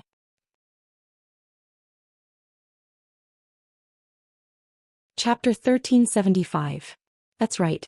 Being loyal to Duque, a demigod, could theoretically grant him many benefits such as eternal life and power. However, Duque never thought that someone as staunch as Grom would submit to him for something that mortals yearned for but could not obtain. A true hero did not care about life and death. To have such an outcome, it could only be said, "You reap what you sow." There was no Duque who saved Grom's life time and time again. There was no Duque who handled the relationship with the Horde fairly. There was no way he could gain the loyalty of a legendary hero like Grom. To this day, even if Grom died of old age in his bed, he would still be the greatest hero of the Horde, and would be remembered by countless descendants. If Grom chose to repay the debt of gratitude, it would instead cause him to have the possibility of losing his illustrious reputation. The Beastmen could not accept a hero who sold his soul after death, even if this hero had contributed greatly to the Horde. Without the interference of the Devil's blood, the Beastmen's values had returned to before they fell into madness. It was the typical way of nature, where the soul returned to the earth and longed for the blessings of their ancestors. Although they could reluctantly accept a forgotten one like Orgrim who had come back from the dead, it did not mean that they respected him from the bottom of their hearts. This natural conflict between life and death was not something that could be easily resolved. Therefore, Grom's actions were a contradiction in itself. The glory of the Horde? Or his own principles? His actions could not be said to be wrong, nor could they be said to be right. However, no one could deny that if the legendary hero Grom became a sole messenger under Duque, it would undoubtedly deepen the bond between the Horde and the Alliance. It was very likely that this would become a completely new bridge that could not be estimated. To the Horde who was on the weaker side, this might be an opportunity. At this moment, everyone looked at Duque. Duque had a faint smile on his lips, but what was more eye-catching was his open arms. "I am not a hypocrite. Under my command I have a Black Witch who has done many evil things, a holy knight who has turned into a monster, and a frost dragon who once ravaged the continent. Why can't I have a beastman hero? As long as you have the same goal of fighting against the Burning Legion and protecting Azeroth, I welcome all powerful people to join. So welcome Grom. Duque. Unknowingly, Grom felt himself choking up. In this life he had never knelt to anyone. Even if it was 2 generations of great chieftains, he would only bow to them and hit his sturdy chest with his fist. But at this moment he had the urge to kneel down on one knee. Not because of loyalty, not because of the formal master-servant relationship, but because of Duque's magnanimity in abandoning hatred and narrow national prejudice for the sake of the world. As soon as he bent down, he found himself hugged by Duque. In terms of physique, it looked ridiculous. Although Duque was more than 1.8 meters tall, he was still like a child hugging an adult to a burly orc who was 2.4 meters tall. Grom froze for a moment, then bent down and used his remaining right arm to gently pat Duque's back. It had nothing to do with race or identity. They were comrades who shared the same goal. Pop, pop, clap, clap, clap. As the chief, Sal was the first to applaud. The deep and resounding applause woke everyone from their stupor. With Sal taking the lead, the other chiefs started to follow in this rather human way of encouragement. Palms the size of palms started to clap. Congratulations, Grom. Orgrim said from the bottom of his heart. It was a pity that Undead didn't have tears, or else he might have shed tears of excitement. Congratulations, Grom. Sal had a sincere smile on his face. He felt very conflicted. The chief he trusted the most was about to reach the end of his life, but he had chosen a path that no other orc had taken before. Perhaps this would be the start of a new glory, or perhaps an unknown tribulation and curse. Even if he didn't think that Duque would look down on Grom, what if the alliance and tribe fell out in the future? Thinking of this, Sal couldn't suppress the anxiety in his heart. However, as long as he was still the chief, the tribe would not go down the wrong path and go against the alliance, right? After the hug, Duque turned to Sal. I still have work to do. I need to focus on the expansion and stability of the magic net in the next few days. If it's about the situation with Azeroth, please look for Magni. If it's about the Outland expedition, please look for Varian. Understood. Duque left. As a new demigod, he had as many things to do as there were stars in the sky. After Duque left, Grom announced that he would openly accept disciples in Orgrimmar. He wanted to use the last moments of his life to pass on his martial arts and techniques to the next generation. When he was alive, he belonged to the tribe. After death, he served Duque. In Silithus, the evacuation was still ongoing. The insectoids swore loyalty to Duque. To many people, this wasn't absolute insurance. Duque didn't object and agreed to keep the Cenarian fortress. He also promised to strengthen the railway from Tenaris to Ungoro Crater and then to Silithus. Firstly, it was to monitor them, and secondly, it would increase the Alliance's territory. Sending the insectoids of Karaj to the Door of Darkness thousands of miles away was definitely a huge project. The insectoids' stamina wasn't unlimited. They had huge bodies and powerful combat power, but the price they had to pay was an astonishing amount of food. If they really migrated with the insectoids, it would probably be no different from the Kiraj insectoids sweeping through the Kalimdor continent. Thinking of this, Duque felt a headache coming on. Tens of thousands of insectoids couldn't use the portal at all. Otherwise, even a demigod like Duque wouldn't be able to handle the shocking mana consumption. But there was a way. Emperor Vecnalas smiled and gave Duque an idea. Master, you only want the insectoids to be mounts and combat power in the Outland. Why don't you transport the eggs to the Door of Darkness and hatch them? Oh, there was such a thing? Duque blushed. Alright, your suggestion isn't bad. But I'm worried that the cursed land where the Door of Darkness is located will affect the will of the new Kiraj insectoids. Set the hatching point at the intersection of the Land of Sorrow and Upwind Path. The Land of Sorrows was the Swamp of Sorrows. In order to ensure the supply line between the Stormwind Kingdom and the Overwatch Fort, more than half of the Swamp of Sorrows had disappeared since the 3rd year of the Dark Portal. It had become a military field. Only the Temple of Hacker in the east and the Pool of Tears around the temple were left, as well as the swamp. The cursed land in the south wouldn't work, and although Hacker had died in the east, there was no guarantee that there would be any will left after his death to trick the Alliance. So, setting the hatching point next to Karazhan was also to monitor them. This was the best choice. Master is wise. Vecnalas bowed. Chapter 1376. After handing over the Alliance's affairs, Duque opened a portal to Darnassus and visited the moon goddess Elune in the moon goddess temple. Under the night sky, Duque waited for the goddess will to arrive. There was no overbearing aura, no supreme majesty. There was only a gentle aura, just like the moonlight that was as clear as water. Thank you, Duke Marcus. You've done a lot for this world. I'm glad that you've once again proven that my foresight was right. If giving Tyrant to Duque in the ancient war 10,000 years ago was a little like throwing the kin away, Elune was more gratified now. After spending more than 10,000 years together, she had long treated Tyrant as her own daughter. In fact, she had spent more time with Tyrant than she had with her own son, Cenarius. Duque raised his head and nodded. Everything is for Azeroth. The goddess gave a heartfelt compliment. Ah, that's rare. You must know that many gods of the wilderness do not have your awareness. I rose because of Azeroth, and because of it I'm extraordinary. My thoughts and will in this regard should be the same as yours, Elune. Indeed. Why did you call me here this time? Digging out the abscess of the world is a good thing in the long run. But in the short run the damaged will of the world will sleep. As one of the few existences in this world that can influence the situation, you and I hope to protect this world during this period of healing. Naturally. I've heard of the Alliance's plan to attack Draenor. What I'm trying to say is that you can't leave Azeroth. I know that this request may be a little excessive, but I can feel evil spying on Azeroth. Not only the unknown enemy, even the Lich King Arthas in the extreme north woke up the moment we killed Thun. Hearing the goddess' words, Duque frowned. The Alliance had yet to recover and the magic net had just been built. That was why Duque had sent William to fight the front lines. In Duque's mind, it wouldn't be a problem for William to fight against people like Vashj.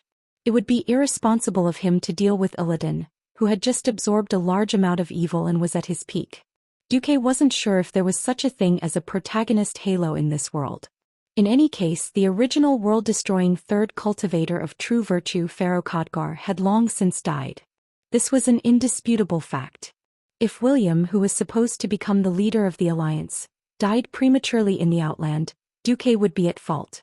On the other hand, since Elune had mentioned Arthas, Duque had to be on his guard. No one could guarantee that Earthies would wait until both Illidan and Kil'jaeden were kneeling before her. What was an ambitious and ruthless person? An ambitious and ruthless person could do what others couldn't. Ambitious people could endure and wait, but they would never sit and wait for death. If he discovered that Duque was preparing to launch a blitzkrieg attack on Delano's Ice Crown Fortress, Arthas would immediately jump out to fight with Duque even if he was not in his complete form. Phew. Duque let out a long sigh and thought about it again. He looked at Tyrande, who was beside him, and met her expectant eyes. All right. I promise you. Elune heaved a sigh of relief. A wise and reasonable decision. Delano's star soul has already been annihilated. Even if you use your main body to descend there, you will only be a slightly stronger mortal. If you encounter any misfortune, the divinity of Azeroth that you possess will instead become the key for the Burning Legion to open the protective array of planet Azeroth. Duque understood what Elune meant. If he used his main body, he wouldn't gain much even if he won, and if he lost, he would even lose his pants. If it was in the past, he would naturally not be afraid of those who wore shoes. With nothing, it was easy to be fearless. Now that Duque had a large family business, he had started a harem of the highest quality in all of Azeroth. It was precisely because he had something to protect that he had the motivation to be the world's guardian. He knew that it was likely to be a trap, but he still foolishly jumped into it. He obviously couldn't win this kind of deal. Illidan's storm rage is very strong now. He isn't someone that other mortals can easily deal with. Is there any way? The moonlight in the sky flickered for a moment. It was clearly just an illusory female projection. Elune seemed to smile slyly. If you promise not to kidnap my high priest before you become a true god, I will teach you a little magic. Duque was speechless. Sure enough, she saw through me? Duque came this time to listen to Elune's thoughts, and also to officially take Tyrande away. The leader of the Night Elves was his lover, which was fine. But his lover was the high priest of another god, which was a little troublesome.